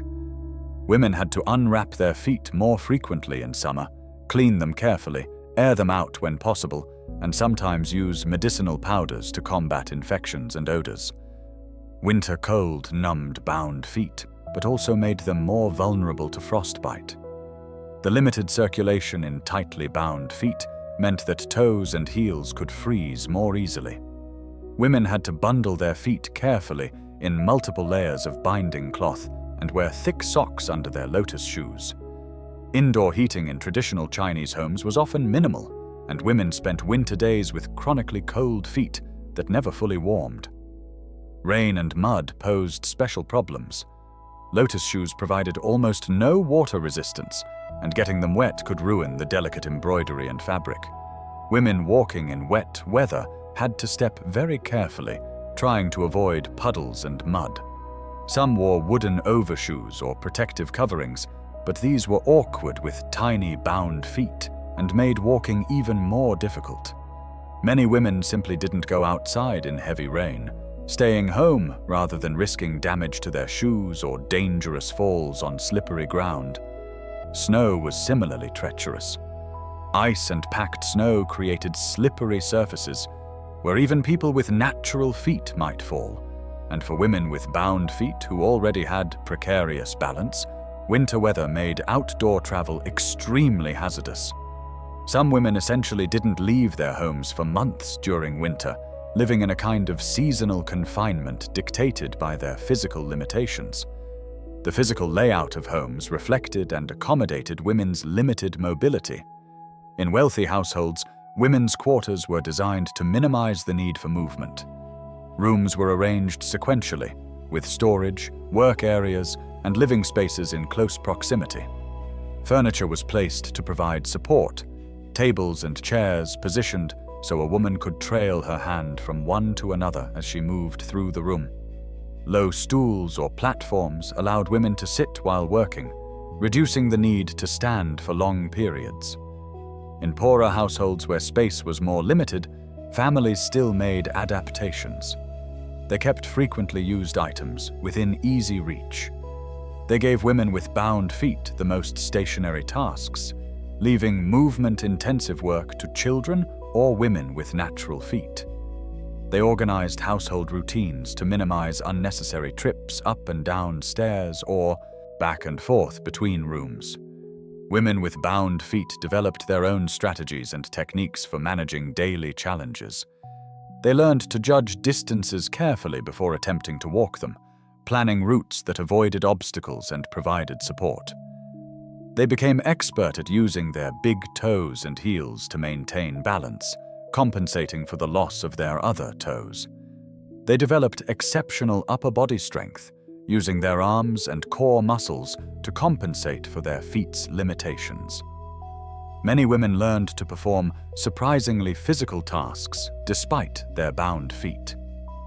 They could carry babies on their backs for hours, the weight distributed across their shoulders rather than requiring leg strength. They could crouch for long periods while washing clothes or preparing vegetables, balancing on their heels and big toes. They could stand at looms for much of the day, shifting their weight constantly, using the loom itself for support. The human body's capacity to adapt to limitations, to find workarounds and develop compensatory strategies was remarkable. But adaptation had its limits. There were things women with bound feet simply couldn't do, no matter how much they practiced or how hard they tried. They couldn't run. They couldn't climb trees or ladders safely. They couldn't walk long distances without exhaustion and pain. They couldn't respond quickly to emergencies that required fast movement. They couldn't work in fields that required standing in water or on unstable ground. They couldn't travel easily without assistance or being carried. These limitations shaped their entire life experience. A woman with bound feet experienced the world as a smaller, more confined place than someone with natural feet. The radius of her daily movement was limited. The places she could go, the things she could do, the experiences she could have were all constrained by her feet. This physical confinement reinforced and paralleled the social confinement that traditional Chinese culture imposed on women more generally. The expectation that they remain in domestic spaces, the restrictions on their movement and contact with the outside world, the limitation of their roles to wife, mother, and household manager. Yet within these constraints, women with bound feet lived full lives. They built relationships, raised families, worked productively, created art, found moments of joy and satisfaction. They were not defined entirely by their bound feet, even though those feet shaped everything about their daily existence. They found ways to be fully human despite, and sometimes through, their physical limitations. The daily reality of life with bound feet, then, was a strange mixture of pain and pride, limitation and adaptation, disability and accomplishment. It was a reality that millions of women navigated for centuries, each finding her own ways to cope, to work, to survive, to maintain dignity and identity, despite the violence that had been done to her body in childhood. Understanding this reality requires holding multiple truths simultaneously: that foot binding was harmful and caused tremendous suffering, and that the women who lived with bound feet were not passive victims, but active, resourceful human beings who made the best of impossible circumstances. The male gaze and desire to dare. Now we come to the question everyone assumes they know the answer to. Foot binding was obviously about male desire, right? Men found tiny feet attractive. Men controlled society, so women had to mutilate their feet to please men. It's the obvious explanation. And like most obvious explanations for complex historical phenomena, it's largely wrong. We cannot fully understand foot binding without examining the role of male desire and sexual culture in sustaining the practice. For centuries, Chinese men were taught to find bound feet attractive, even erotic. A vast literature of poetry, essays, and more explicit erotic texts focused on the lotus foot as an object of beauty and sexual fascination. Writers compared tiny feet to lotus blossoms, to jade, to delicate flowers. They praised the swaying willow walk that bound feet necessitated. Some texts went further, explicitly connecting bound feet to sexual pleasure, claiming that the altered gait changed pelvic muscle tension in ways that enhanced men's pleasure. The foot itself, particularly when unbound and revealed, became an erogenous zone in Chinese sexual culture. In a society where women's bodies were normally heavily covered, feet took on an outsized erotic significance precisely because they were usually hidden. The glimpse of a woman's actual bound foot, unwrapped and exposed, was considered extremely intimate, something a woman might reveal only to her husband. But here's the reveal that changes everything, based on extensive field research. When scholars actually interviewed hundreds of elderly Chinese women who had experienced foot binding firsthand and asked them about their husbands' attitudes, most said their husbands had never expressed particular interest in their bound feet. The erotic literature that so fascinated Western scholars represented elite male fantasies, but didn't reflect the actual experience of most ordinary couples. In fact, the interviews revealed something shocking. Women themselves were often more invested in the size of their feet than their husbands were. They competed with other women for the smallest feet. They took pride in their lotus shoes. They judged each other's feet harshly. This wasn't simply internalized male desire. Research suggests this was a distinct female culture around foot binding that existed partly independent of what men thought. Moreover, the economic analysis by scholars like Bosson and Gates indicates that in many families, practical concerns overrode aesthetic ones.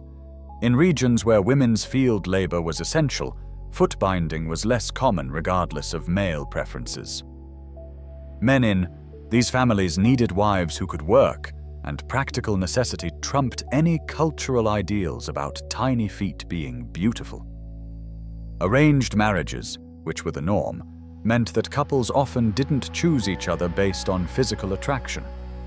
Parents and matchmakers selected spouses based on family compatibility and economic considerations. A man's mother, who typically had significant say in selecting her son's wife, was unlikely to prioritize her son's sexual preferences. She was more likely to look for a hard-working, obedient girl from a respectable family. Qualities that bound feet might signal, but that weren't primarily about sexual appeal. So if foot binding wasn't primarily driven by male desire, what was it driven by? The answer appears to be women's own calculations about survival, status, and belonging within a social system that gave them few options. Women bound their daughters' feet because other women would judge them if they didn't. Because matchmakers were women, and they demanded bound feet. Because mothers-in-law insisted on it. Because a girl's aunts and cousins would mock her if her feet were too large. This is perhaps the darkest revelation of all. Foot binding was sustained primarily by women enforcing standards on other women, all trapped in a system where the consequences of nonconformity were too severe to risk. Male desire and male power created the framework. Yes, but women themselves maintained and perpetuated the practice, generation after generation, because they couldn't imagine an alternative that wouldn't destroy their daughters' futures. Voices from the women's quarters. For much of the history of foot binding scholarship, the voices of the women who actually experienced the practice were largely absent. Most historical texts about foot binding were written by men, often elite literati, who praised the aesthetic appeal of bound feet, or foreign observers who condemned the practice as barbaric. Women's own perspectives, their experiences of pain and adaptation, their complex feelings about their bound feet, these were marginalized or ignored in the historical record. In recent decades, researchers have worked to recover these voices through interviews with elderly women who underwent foot binding before the practice was finally eliminated. By the late 20th century, only a few thousand of these women remained alive, most in their 80s, 90s, or older. Their first-hand accounts provide invaluable insights into what foot binding actually meant to the women who lived through it. Mrs. Sun Mei Ting, interviewed in Beijing at age 79, recalled her experience being bound at age 6. Her grandmother performed the binding, taking white cloth woven at home and dividing it into 3 long strips. She left Sun's big toe free, but folded the other 4 toes down under the sole of the foot, then wrapped the strips in many layers, pulling them tight. You can imagine a 6-year-old girl's feet, and how delicate they were. But if they were tied very tightly and changed the natural shape, how painful it must be, she said. The pain was so severe that she was forced to walk circuits around a grinding stone to help form the foot into the proper shape, walking through agony to make the process more efficient. The suffering is really beyond people's imagination, she reflected decades later. A few years after her binding began, revolutionary ideas reached her village, and she was allowed to unbind her feet. When she married in 1942, her feet were what she called liberated feet. They had been bound, but were then released before reaching the extreme size of fully bound lotus feet. Even so, her feet remained much smaller than average, only 22 centimeters long, despite her height of 1.7 meters. The other 4 toes remained flat and folded down under the sole of her foot, and small scars between her instep and toes marked where the bones had broken and become inflamed. The scars remained visible 7 decades later, permanent reminders of what had been done to her body when she was 6 years old. Wang Lifen, interviewed at 79 in rural Yunnan province, had been 7 years old when her mother started binding her feet, breaking her toes and binding them underneath the sole of the foot with bandages. After her mother died, Wang carried on the binding process herself, even breaking the arch of her own foot to force her toes and heel ever closer together. When asked why she did this to herself, her explanation was simple and devastating. "My mother said that if I didn't do it, I would never find a husband. Nobody would have me." Zhou Guijin, interviewed at 86, offered a similar explanation with a note of resignation that spoke volumes. "I regret it a lot," she said about her bound feet. "But at the time, if you didn't bind your feet, no one would marry you." She remembered tricks she used to deceive government inspectors after foot binding was banned. Her mother would bandage her feet and put large shoes over them when inspectors came through the village. Once the inspectors left, the large shoes came off and the real lotus shoes went back on. The deception worked, and her binding continued. These women's memories of the pain varied. Some, like Wang Lifen, no longer remembered it clearly after so many decades. "I don't remember the pain," she said, though she remembered it had been overwhelming at the time. Others recalled the pain more vividly. Yang Chaoshi, interviewed about her foot binding, described how the pain never fully went away during the first 8 years. "Eventually I got used to the pain, but the pain stayed for 8 years, and after a while I learned how to deal with it," she explained. "At times I did cry, but crying didn't take away the pain. I remember I could walk. I had no choice but to walk." Jin Suxin, who shared her story with a collector of foot-binding lore named Yao Lingxi in the 1930s, spoke of enduring the initial agony of beginning to bind her feet. The exact details of her account have been filtered through Lingxi's writing, but the emphasis on agony, on an extreme pain that marked the initiation into bound foot life, comes through clearly. Multiple women interviewed mentioned being forced to walk immediately after their feet were initially broken and bound. This walking served a purpose in the binding process. It helped reshape the bones as they healed, but it also represented one of the cruelest aspects of the practice. A girl with freshly broken toes and a freshly broken arch was compelled to put weight on those broken bones, to walk despite agony that would normally have kept someone immobilized. Some accounts mention beatings. Girls who tried to loosen their bindings or remove them entirely might be beaten by their mothers or grandmothers. The beatings served as enforcement, as a way of overcoming the child's resistance and ensuring the binding process continued. One woman, whose story was recorded by researcher Ida Pruitt, recalled her mother hitting her when she cried from the pain, telling her that her feet were too big and no one would want her if she didn't have properly bound feet. The accounts also reveal the role of fear and social pressure in motivating compliance. Girls feared being unmarriageable. They feared being seen as coarse or unfeminine. They saw other girls with bound feet wearing beautiful shoes, and they wanted that too, even if it meant enduring terrible pain. The practice created a kind of peer pressure among children themselves, with bound foot girls representing the ideal and natural foot girls feeling inadequate or left behind. As women reflected on their bound feet decades later, their feelings were often complex and contradictory. Regret was common. Jo Guijian explicitly stated her regret. Others implied it in their descriptions of the pain and the limitations their bound feet imposed. But regret wasn't the only emotion. Many women had lived their entire adult lives with bound feet. Those feet had become part of their identity, part of who they were. They had made elaborate shoes for those feet, taken care of them daily for decades, walked on them through their whole lives.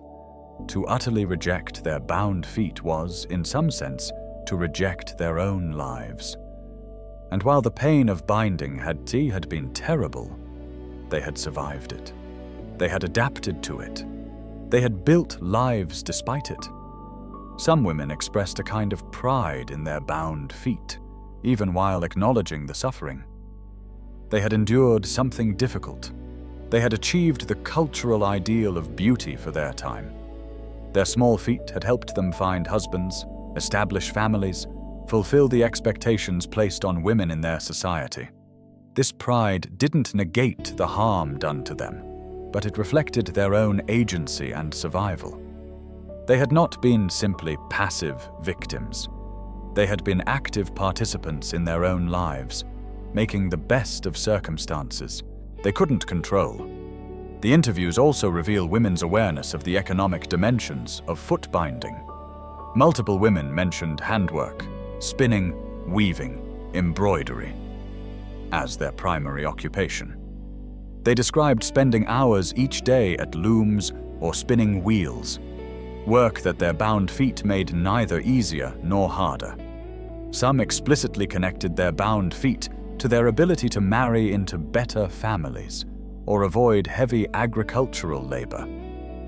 One woman, interviewed by researcher Hill Gates, explained that she wanted to bind her feet not just for beauty or marriage, but because it would allow her to avoid field work. The binding would keep her in the house doing handwork instead of laboring outside in all weather. From her perspective, this was a reasonable trade-off. Years of pain in childhood in exchange for a lifetime of indoor work instead of outdoor agricultural labor. These accounts complicate any simple narrative about foot binding. They reveal that women themselves often supported the practice, even as it harmed them. They show that the decision to bind feet was made through complex calculations involving marriage prospects, economic roles, social status, and cultural ideals. They demonstrate that women were not simply victims of male oppression, but participants in a social system that constrained everyone, making choices within a framework they didn't create and couldn't easily escape. At the same time, these voices don't excuse or justify foot binding. The pain was real. The lifelong disability was real. The systematic mutilation of young girls' bodies was real. Women's participation in perpetuating the practice doesn't make it less harmful. It reveals how deeply oppressive systems can work, how they can enlist their own victims as enforcers, how they can make the harming of one's own children seem necessary or even loving. Listening to these voices from the women's quarters, from the last generation to experience foot binding firsthand, we hear resilience and suffering, pragmatism and pain, agency and victimization all intertwined. We hear women trying to make sense of something done to them when they were children, something they then did to their own children, something that shaped every day of their lives for decades. We hear, in short, the human cost of a custom that lasted 1,000 years. The emotional complexity that emerges from these accounts defies simple categorization. Women remembered the initial pain with visceral clarity even decades later. They remembered screaming, crying, begging to be spared. They remembered nights when they couldn't sleep because their feet throbbed and burned. They remembered the moment when their toes broke, the sound and the sensation both. These memories hadn't faded with time, but remained sharp and immediate, suggesting trauma that had never fully healed. Yet alongside these memories of pain were other emotions and recollections. Some women remembered feeling proud when their feet reached the desired size, when they could wear the smallest shoes, when matchmakers praised their golden lotuses to potential mothers-in-law. They remembered spending hours embroidering beautiful shoes, competing with friends and sisters over who could create the most intricate designs. They remembered their wedding day, wearing red lotus shoes embroidered with phoenixes and peonies, tiny shoes that proclaimed their beauty and refinement to everyone who saw them walk. The interviews reveal how deeply women internalized the values of their culture, even when those values required them to suffer. They learned to see their bound feet as beautiful, not despite the pain, but because of it. The pain became proof of their dedication, their virtue, their capacity for the self-sacrifice that womanhood required. A woman who had endured years of agony to create 3-inch golden lotuses had accomplished something difficult and admirable by the standards of her society. She had demonstrated discipline, perseverance, and commitment to feminine ideals. This internalization wasn't false consciousness or brainwashing in any simple sense. It was survival. Women who spent their entire lives with bound feet needed to find meaning in that suffering, needed to believe it had served some purpose, needed to take pride in something they had no power to change. Rejecting their bound feet entirely would have meant rejecting a fundamental part of their identity and their life story. It would have meant acknowledging that they had suffered needlessly, that they had participated in harming their own daughters for nothing. That acknowledgement was perhaps too painful to bear. Several women described the moment they realized their daughters would face the same process and their conflicted feelings about it. One woman, whose name was not recorded in the interview transcript, said she cried while binding her daughter's feet for the first time. She remembered her own suffering vividly, and seeing her daughter experience that same pain broke her heart. But she continued the binding, pulling the cloth strips tight even as her daughter screamed, because she believed she had no choice. What kind of future would she have with big feet? The woman asked the interviewer. How would she marry? How would she survive? This question, what choice did they have, appears repeatedly in the accounts. Women understood that they participated in a harmful practice, but they saw themselves as trapped by circumstances beyond their control. The social and economic structures that made foot binding seem necessary were facts of life, unchangeable realities that individuals had to navigate as best they could. A mother who refused to bind her daughter's feet wasn't protecting her daughter, but condemning her to social marginalization and economic hardship. Or so it seemed at the time. Some women described moments of doubt or resistance that were overcome by social pressure. One woman remembered that she initially refused to have her feet bound, fighting her mother and grandmother, trying to remove the bindings whenever she could. But her resistance eventually crumbled under sustained pressure from her family and ridicule from her peers.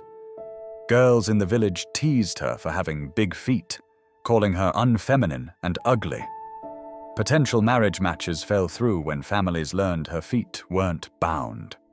Finally, at age 9, later than usual but not impossibly late, she capitulated and allowed her feet to be bound. By then, her bones were more rigid, making the process even more painful than it would have been at age 5 or 6. But she endured it because she had come to believe she had no other option. The accounts also reveal the complex dynamics between mothers and daughters around foot binding. Many daughters later understood that their mothers had acted out of love, not cruelty, when they bound their feet. They recognized that their mothers had themselves endured foot binding, that they understood the pain firsthand, and that they wouldn't have inflicted it if they hadn't believed it was necessary. This understanding didn't eliminate resentment or anger, but it complicated those emotions, making them harder to express or act upon. Some women, however, expressed clear anger toward their mothers even decades later. They felt betrayed, violated, harmed by the people who should have protected them. They pointed out that their mothers could have refused, could have risked social disapproval to spare their daughters. They saw their mothers as complicit in their suffering, regardless of the social pressures involved. This anger wasn't universal, but it was present in enough accounts to remind us that women's reactions to foot binding varied widely, and that not everyone accepted the "I had no choice" narrative. The unbinding experience, for women who lived through the transition period when foot binding was being eliminated, added another layer of complexity to their memories and feelings. Many women described unbinding as surprisingly painful, sometimes as painful as the original binding. Feet that had been bound for decades didn't simply return to normal when the bindings came off. The bones had set in their deformed positions. The muscles and tendons had atrophied or adapted to the altered structure. Walking on newly unbound feet often felt strange and unstable, and some women found it more difficult than walking on bound feet had been. One woman described how she tried unbinding in the 1940s when social pressure to do so was intense. She removed the bindings and attempted to walk, but the pain was severe and her balance was terrible. She kept falling, couldn't work effectively, and felt more disabled than she had with bound feet. After several weeks of struggling, she rebound her feet and kept them bound for the rest of her life, accepting social disapproval rather than cope with the pain and dysfunction of unbound feet that couldn't truly recover. Others persevered with unbinding and eventually adapted, though their feet never became normal. They remained smaller than natural feet, with visible deformities, limited flexibility, and chronic pain. But they could fit into larger shoes, had somewhat more mobility, and could more easily navigate a society that increasingly viewed bound feet as shameful embarrassments. The decision whether to unbind was deeply personal and involved weighing multiple considerations: physical pain, social acceptance, practical function, identity, and dignity. Several women mentioned the social stigma they faced as elderly women with bound feet in the mid to late 20th century. Young people stared at their feet and sometimes made cruel comments. They were treated as relics, curiosities, reminders of a backward past that modern China had supposedly left behind. This stigmatization was painful and humiliating, particularly for women who had once taken pride in their small feet. They experienced a kind of temporal dislocation, finding themselves judged by standards that hadn't existed when they made the choices that shaped their lives. Yet some women maintained their dignity and even their pride despite social changes. They continued to care for their feet meticulously, continued to make and wear beautiful lotus shoes even when few people saw them, continued to walk with the swaying lotus gait they had perfected over decades. They refused to be ashamed of their feet or their lives. They had survived the pain of binding, had lived through wars and revolutions and extraordinary social transformations, and they weren't going to apologize for who they were or what they had endured. These women's voices, preserved in interviews and photographs before they died, offer something invaluable: direct testimony about what foot binding meant to the people who experienced it. They complicate our understanding, refusing to fit into simple narratives of victimization or false consciousness. They remind us that historical practices that appear obviously harmful to us were navigated by real people making what they saw as rational choices under constraint. They show us that women were not passive objects of oppression, but active agents whose choices and perspectives deserve serious attention, even when we ultimately judge the practice they participated in as harmful and unjust. Seeds of change. By the late 19th century, foot binding finally began to face sustained opposition. But here's the twist that will make you see the entire anti-foot binding movement differently. It wasn't about helping women, at least not at first. The first sustained challenges came from Christian missionaries who began arriving in larger numbers after the Opium Wars. These missionaries were shocked by foot binding, which they saw as cruel and barbaric. In 1875, a missionary named John McGowan called a meeting of Chinese Christian women in Xiamen to discuss the practice. 9 women agreed to stop binding their daughters' feet, to refuse to let their sons marry women with bound feet, and to endure the painful process of unbinding their own feet. But Chinese intellectuals didn't take up the cause because they cared about women's suffering. They took it up because they were embarrassed in front of foreigners. By the late 19th century, China had suffered a series of catastrophic military defeats. The Opium Wars, the Sino-French War, and finally the devastating Sino-Japanese War of 1894 to 1895 revealed China's weakness to the world. Chinese reformers struggled to understand why their ancient civilization had fallen so far behind. And increasingly, they blamed practices like foot binding for making China look backward and barbaric to Western powers. Kang Youwei, one of the most influential reformers, founded the Anti-Foot Binding Society in 1883. But listen to what he wrote in his 1898 petition to the emperor. "Foreigners laugh at us and criticize us for being barbarians. There is nothing which makes us objects of ridicule so much as foot binding." He went on to argue that foot binding weakened the Chinese race, that mothers with bound feet gave birth to weaker children, and that China couldn't compete with foreign powers while voluntarily disabling half its population. Notice what's missing from that argument? Any concern for the women themselves, any acknowledgement of their pain and suffering. The reformers weren't trying to free women from oppression. They were trying to make China strong enough to compete with the West and save face in front of foreigners who mocked them. The anti-foot binding movement stressed patriotic and pragmatic reasons, not feminist ones. Women's bodies became battlegrounds for nationalist anxiety. The same women who had been told their bound feet made them beautiful and virtuous were now told those same feet made China weak and embarrassing. Their bodies went from being symbols of Chinese cultural sophistication to symbols of Chinese backwardness, not because anyone had asked the women what they thought, but because men were fighting about China's place in the modern world. And here's the cruelest irony. The movement succeeded in ending foot binding, but it failed the women whose feet were already bound. Reformers called for women to liberate their feet, meaning unbind them. But unbinding was itself agonizing, and feet that had been bound for decades couldn't return to normal.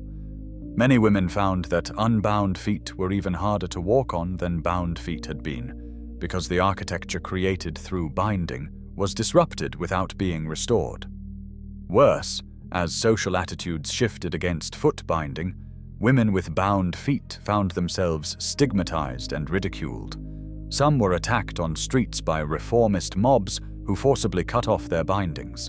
Some were abandoned by husbands who now viewed their bound feet as shameful. The very thing they had been told would secure their future, the thing they had suffered years of agony to create, had become a source of humiliation.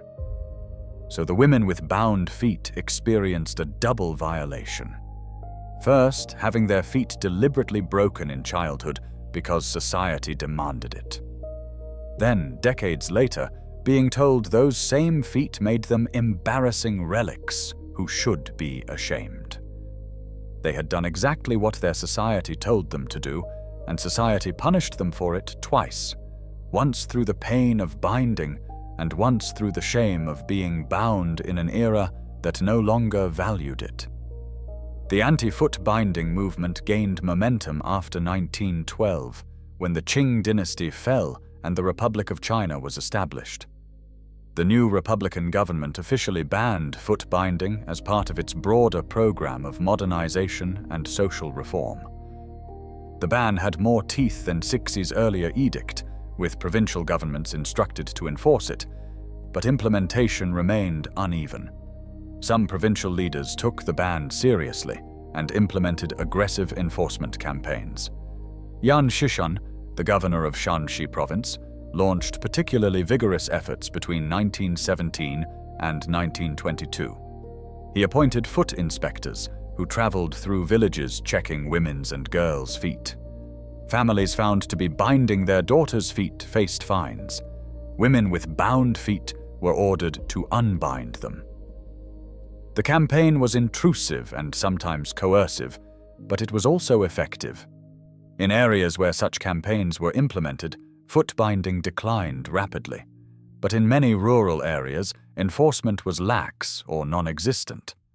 Local officials might announce the ban, but take no real steps to enforce it. Families continued binding their daughters' feet in secret, as Zhou Guizhen's account of deceiving inspectors makes clear. The gap between official policy and actual practice remained wide. Moreover, the anti-foot binding movement faced a fundamental problem. It focused on preventing new cases of foot binding, but had little to offer the millions of women whose feet were already bound. Reformers called for women to liberate their feet, meaning unbind them and allow them to return to normal. But unbinding was itself painful, and feet that had been bound for years or decades couldn't truly return to normal. The bones had set in their deformed positions. The muscles and tendons had adapted to the altered structure. Fully bound feet that were unbound often became even more difficult to walk on than bound feet, because the architecture that had been created through binding was disrupted without being restored to its original form. Some women tried unbinding and found it too painful or impractical and rebound their feet. Others unbound partially, achieving what was called liberated feet, that were larger than lotus feet, but still smaller and more deformed than natural feet. Still others kept their feet bound for life, unable or unwilling to endure the pain and difficulty of unbinding. The social consequences for women with bound feet became increasingly severe as attitudes shifted. Where bound feet had once been a mark of beauty and refinement, they gradually became seen as a mark of backwardness and ignorance. Women with bound feet faced public ridicule. Some were attacked on the streets by reformist mobs who forcibly cut off their bindings, a humiliating and traumatic experience. Some husbands divorced their wives or refused to marry women with bound feet, reversing the earlier pattern where small feet had been essential for marriage. This reversal created a tragic situation for many women. They had endured years of pain to create bound feet that would make them marriageable and respectable. They had been told this suffering was necessary, that it would secure their futures. Now they were being told that their bound feet made them embarrassing relics, symbols of a backward past that modern China needed to escape. Some women felt betrayed and angry. Others felt shame and tried to hide their feet. All of them had to navigate a social world where the very thing they had been taught to take pride in had become a source of stigma.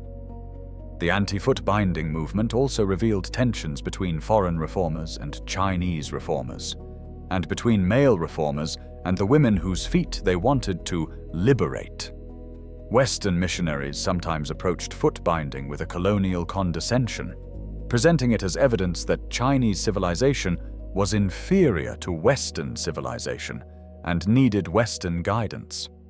Chinese reformers, eager to prove that China could modernize on its own terms, sometimes resented foreign involvement while simultaneously adopting Western critiques of traditional practices. Male reformers, both Chinese and foreign, often spoke about foot binding without consulting the women who had bound feet or listening seriously to their perspectives. The campaign to end foot binding was conducted largely by men. For nationalist and modernist reasons, that had little to do with women's actual experiences or desires. Women's own voices, their complex feelings about their bound feet, their pragmatic concerns about marriage and economic survival, their pride and shame and regret and adaptation, were marginalized in a discourse dominated by men arguing about what should be done with women's bodies. Despite these problems and complications, the anti-foot binding movement did eventually succeed in ending new cases of the practice. The combination of official bans, enforcement campaigns, changing social attitudes, and economic transformations created conditions where foot binding became increasingly rare and eventually disappeared entirely.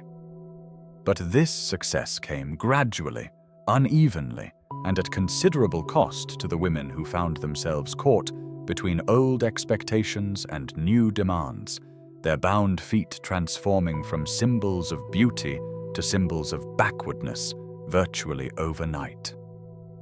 The ending, the story of foot bindings, decline and eventual elimination, is a story of multiple overlapping changes, political, economic, social, and cultural, that together made the practice untenable even in rural areas where it had been most deeply entrenched.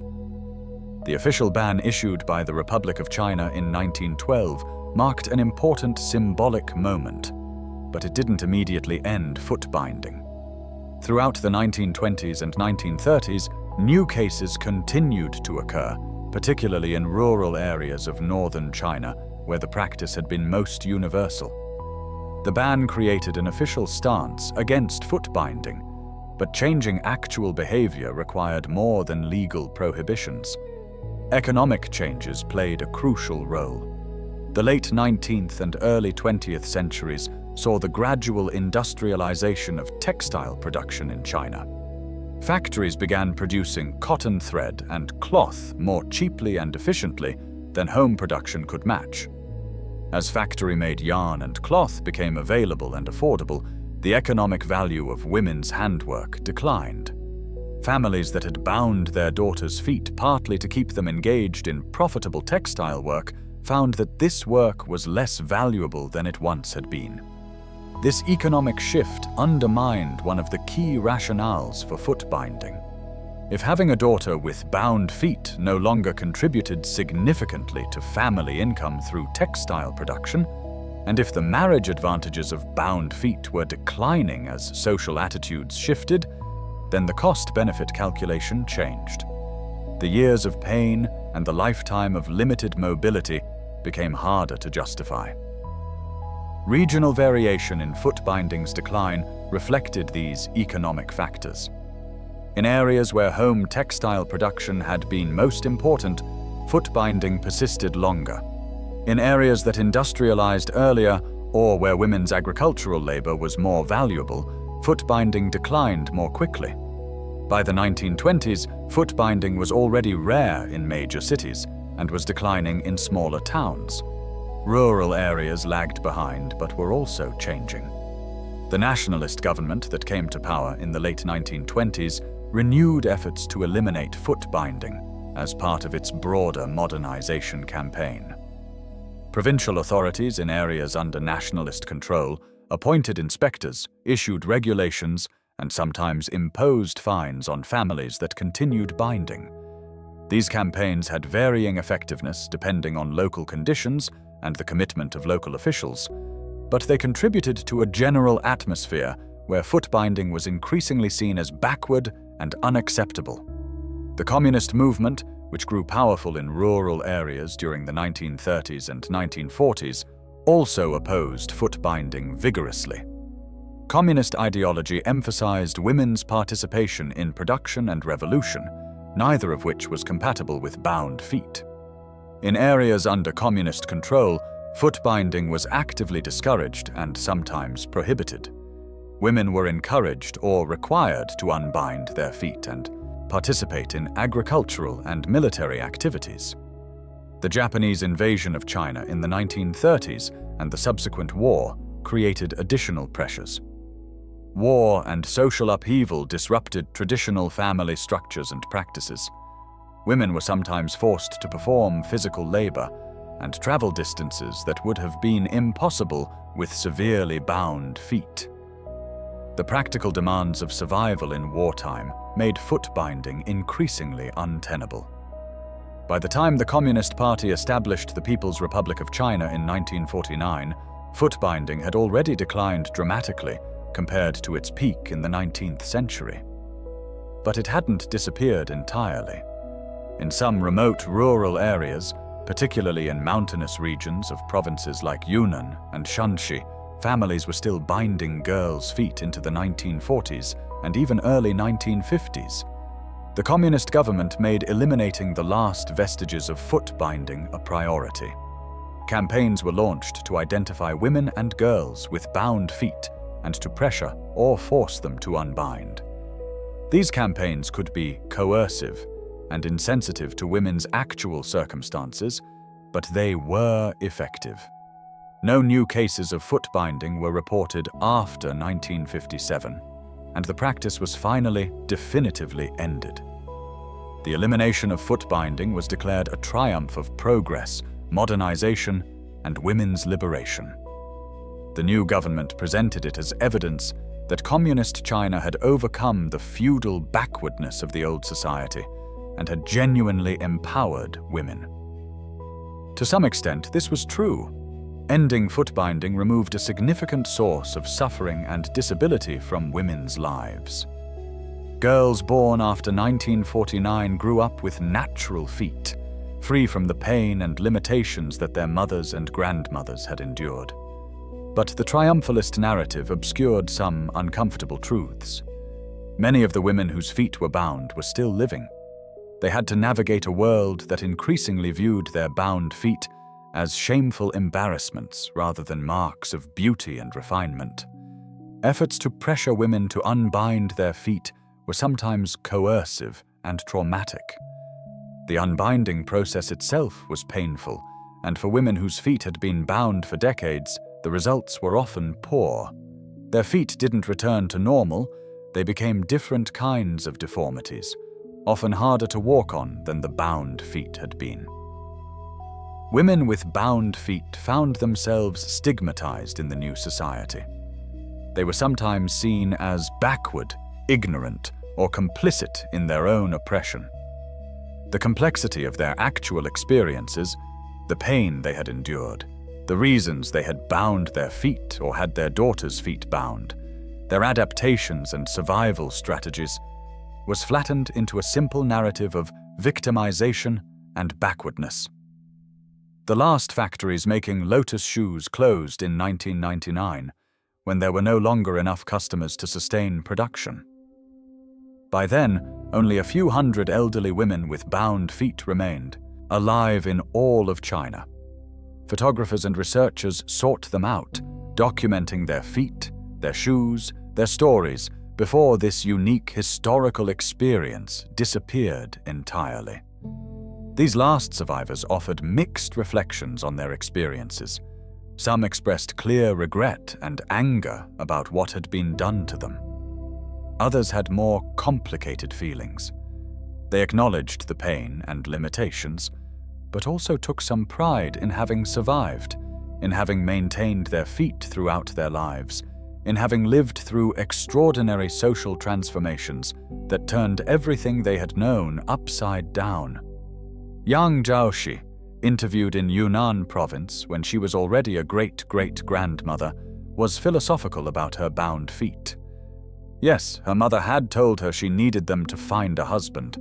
Yes, the process had been excruciatingly painful. But she had survived. She had married, raised children, worked through decades of social and political upheaval. Her bound feet were part of who she was, for better and worse. The ending of foot binding was both a triumph and a tragedy. It was a triumph that the practice stopped, that no more girls would have their feet deliberately broken and bound, that women could grow up with bodies that functioned as bodies are meant to function. But it was also a tragedy in how it happened. The suffering of millions of women being dismissed or forgotten, the coercive nature of some unbinding campaigns, the stigmatization of women whose bound feet marked them as relics of an embarrassing past. And perhaps the deepest tragedy was that foot binding's elimination didn't fundamentally change the social and economic structures that had sustained it. Women still faced intense pressure to conform to beauty ideals, still had their bodies scrutinized and judged, still found their value measured by their appeal to men and their ability to secure good marriages. The forms changed, but many of the underlying dynamics persisted. Foot binding ended, but the society that had created and sustained it transformed more slowly and incompletely. What remains? In the early 21st century, foot binding is gone. The last women whose feet were bound in childhood are dying. Soon there will be no one left alive who experienced this practice firsthand. Foot binding will pass entirely from living memory into history, preserved only in photographs, artifacts, scholarly studies, and the stories that survivors told before they died. But here's the final reveal, the one that should keep you awake tonight. Foot binding didn't end because people suddenly realized it was wrong. It lasted 1,000 years despite causing obvious suffering. It finally ended because economic changes made it obsolete and because nationalist reformers decided it was embarrassing, not because anyone developed new moral insights about women's bodies or women's rights. Think about what that means. For 1,000 years, mothers looked at their daughters and made the same calculation: this will hurt her terribly, but the alternative is worse. For 1,000 years, that calculation made sense to almost everyone making it. And it stopped making sense, not when people became more enlightened, but when the economic and social systems that made it necessary finally changed. The physical evidence remains in museums around the world.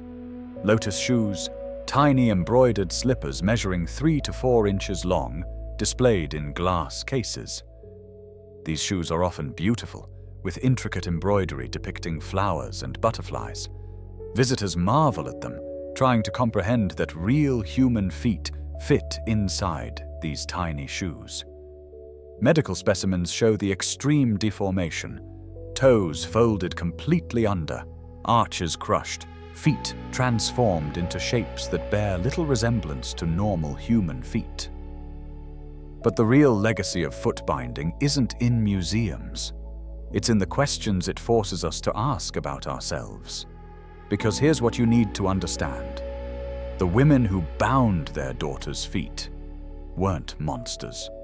They were people like you, making what seemed like rational choices within systems they didn't create and couldn't escape. They loved their daughters and believed they were protecting them. They participated in a practice that caused immense harm, and they did it out of love and fear and the belief that they had no choice. And that should terrify you, because it means that people can participate in systemic cruelty while believing they're doing the right thing.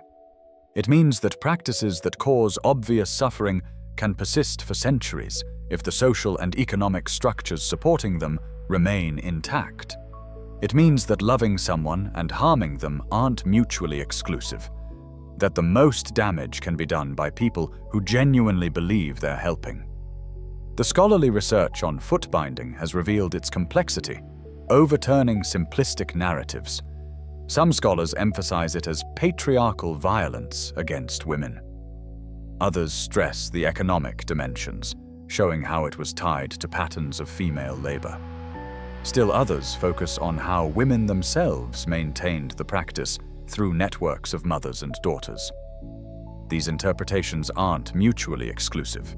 They reveal different facets of a practice that was simultaneously economic strategy, beauty ideal, status marker, ethnic identity, and systematic oppression. Foot binding has become a reference point in discussions about beauty practices and body modification. Observers have drawn comparisons to practices like cosmetic surgery, extreme dieting, or high heels. These comparisons can be illuminating, but also simplistic, if they ignore important differences in degree and kind. High heels can be taken off. Foot binding couldn't. The comparison can help us think critically about modern beauty practices, but it can also trivialize the extreme harm that foot binding caused. Perhaps the most important question foot binding leaves us with is this: what practices in our own time will future generations look back on with the same horror and incomprehension? What are we doing right now that we believe is necessary or normal or even beneficial, but that causes harm we've learned not to see? What calculations are we making about the bodies of vulnerable people, children, women, the poor, minorities, that we justify as necessary within our current systems? Because the women with bound feet made the same argument that people make today when justifying harmful practices. What choice do we have? This is how the world works. If we don't do this, the consequences will be worse. And for them, within their system, that argument made sense. Just as foot binding made economic sense within rural household economies, just as it made social sense within marriage markets, just as it made cultural sense within systems of status and identity. The fact that foot binding ended shows that such systems can change.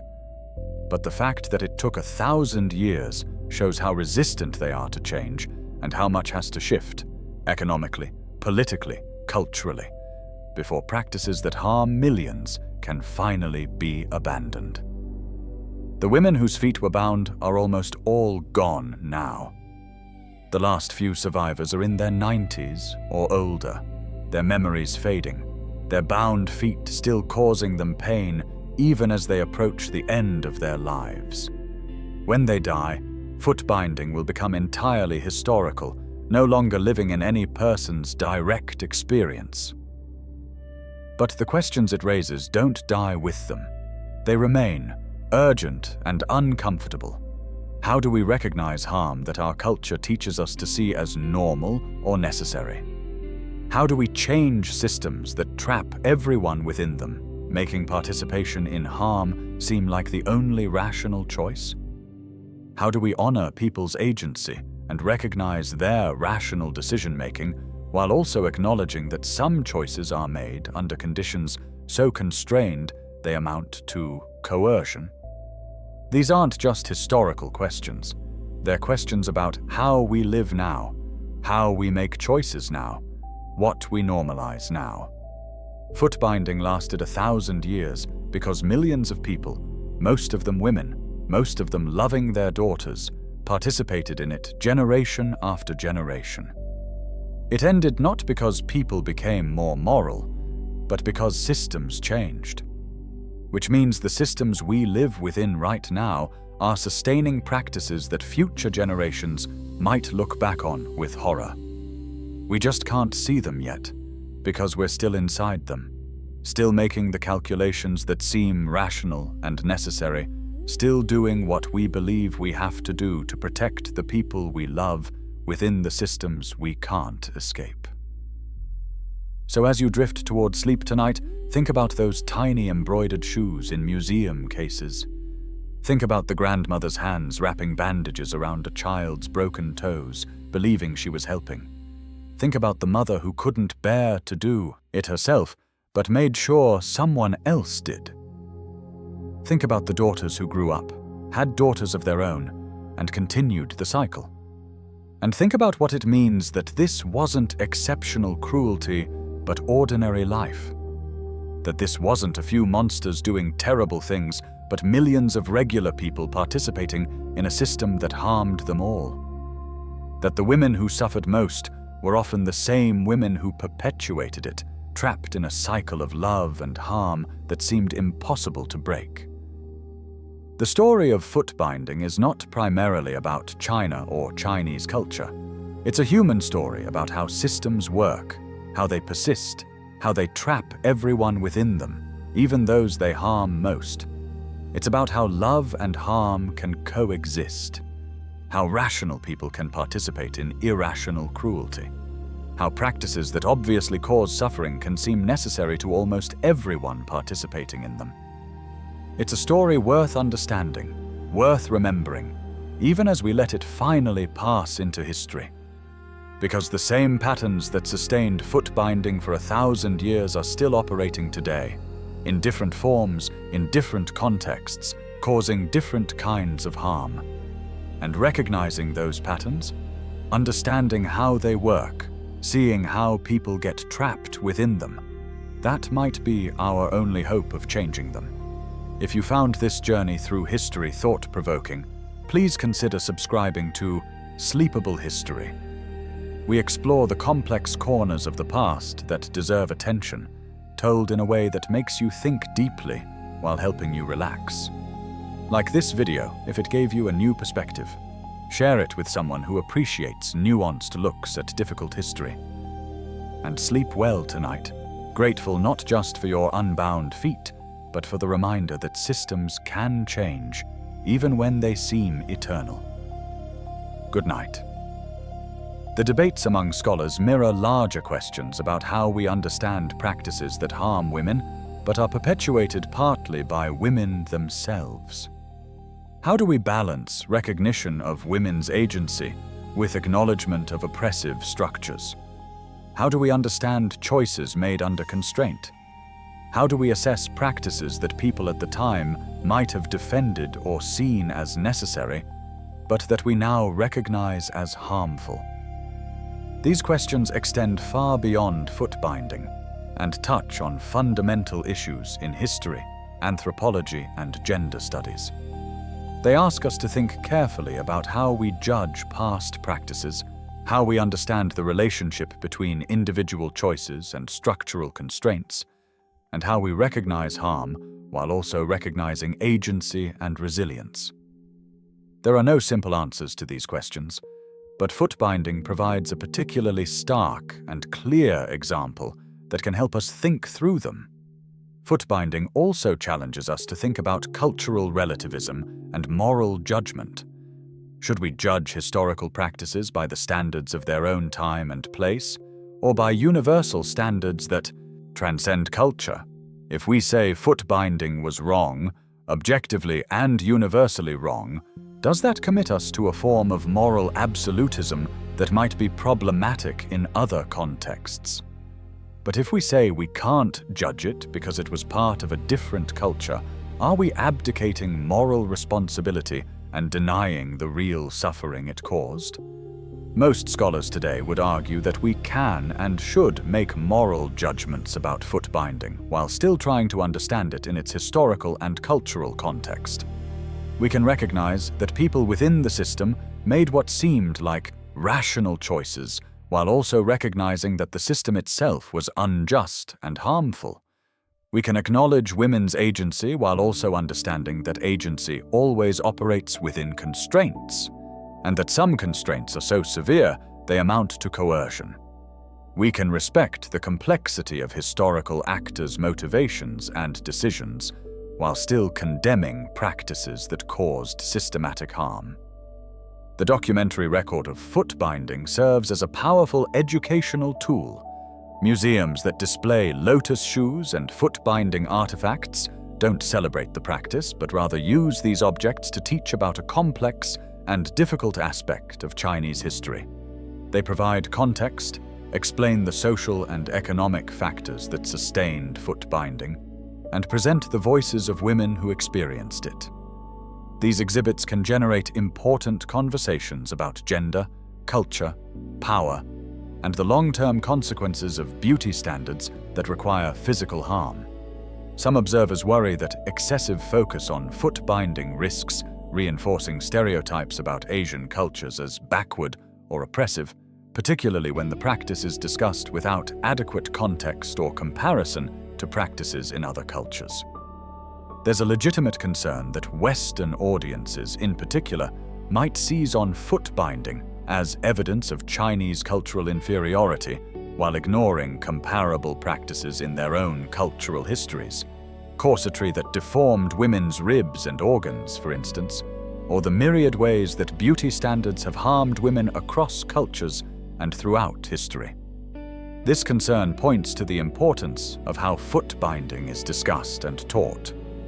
When presented thoughtfully, with attention to context, complexity, and comparison, foot binding can illuminate universal issues about gender, power, and social control.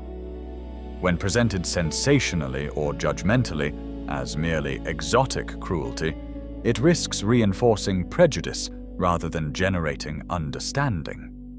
The photographic documentation of the last women with bound feet, particularly the work done by photographers like Joe Farrell in the early 21st century, has created a visual archive that will outlast the women themselves.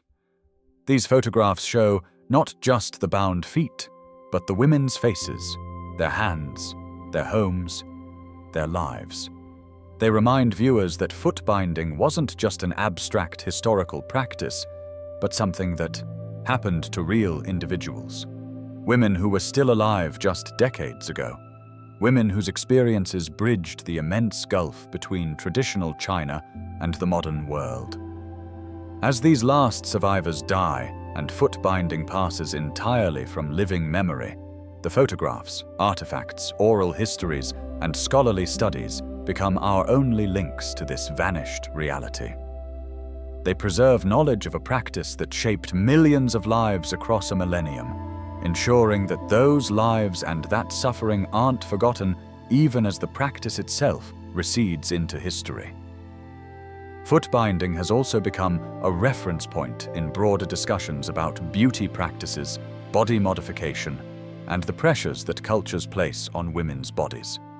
Observers have drawn comparisons between foot binding and practices like cosmetic surgery, extreme dieting, corsetry, or high heels, comparisons that are sometimes illuminating but can also be simplistic if they ignore important differences in degree and kind. The comparison with high heels is particularly common and particularly fraught. Yes, both foot binding and high heels involve women modifying their feet and gait in ways that can cause pain and physical damage. Yes, both are connected to beauty ideals and male desire. But the differences matter too. High heels can be taken off. Foot binding couldn't. High heels don't break bones or require years of childhood suffering. The comparison can help us think critically about modern beauty practices, but it can also trivialize the extreme harm that foot binding caused. Perhaps the most important legacy of foot binding is what it reveals about how deeply harmful practices can become normalized, how suffering can be naturalized and even celebrated, how practices that cause immense pain can persist for centuries because people believe they have no choice. Mothers who loved their daughters bound their feet because they thought it was necessary for their daughters' futures. Women who had endured foot binding themselves did the same to their daughters, perpetuating a cycle of suffering not out of cruelty, but out of a mistaken belief that this was the only way to protect their children. This pattern, where harm is perpetuated by people who believe they are doing the right thing, where structural pressures make harmful practices seem necessary, where victims become enforcers without ceasing to be victims, appears throughout human history and across cultures. Foot binding is an extreme example, but it's not unique. Understanding how it worked, how it persisted, and how it finally ended might help us recognize similar patterns in our own times and contexts. The women whose feet were bound are almost all gone now. The last few survivors are in their 90s or older, their memories fading, their bound feet still causing them pain even as they approach the end of their lives. When they die, foot binding will become entirely historical, preserved in artifacts and documents, but no longer living in any person's direct experience. This passing marks the end of a 1,000-year practice that shaped the lives of billions of women. It's an ending we should welcome. No one wishes for foot binding to return. But as it passes from living memory into history, we should remember not just the practice itself, but the women who lived through it, their suffering and their strength, their pain and their pride, their victimization and their agency, their broken feet and their unbroken spirits. So tonight, as we drift toward sleep, think about those women walking on 3-inch feet, one slow step at a time. Think about the grandmothers wrapping bandages around children's broken toes, believing they were helping. Think about the last factory making lotus shoes closing its doors. Think about how practices that seem natural and necessary in one time can appear monstrous to another. Foot binding lasted 1,000 years and then ended in 2 generations. It left behind photographs and shoes, bones and memories, questions about beauty and pain, power and choice, tradition and change. It left behind a reminder that human beings are capable of inflicting terrible harm on each other while believing they are doing the right thing, and that changing deeply entrenched practices requires more than moral clarity. It requires economic shifts, political will, social transformation, and time. The story of foot binding is not primarily about China or Chinese culture.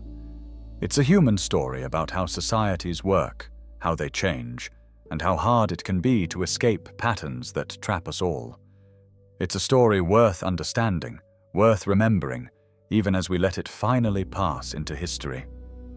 If you enjoyed this journey through time, please consider subscribing to Sleepable History. We explore the corners of history that deserve attention, told in a way that helps you think and relax. Like this video, share it with others who appreciate deep dives into complex historical topics, and sleep well tonight, grateful for the freedom of your own unbound feet. Good night.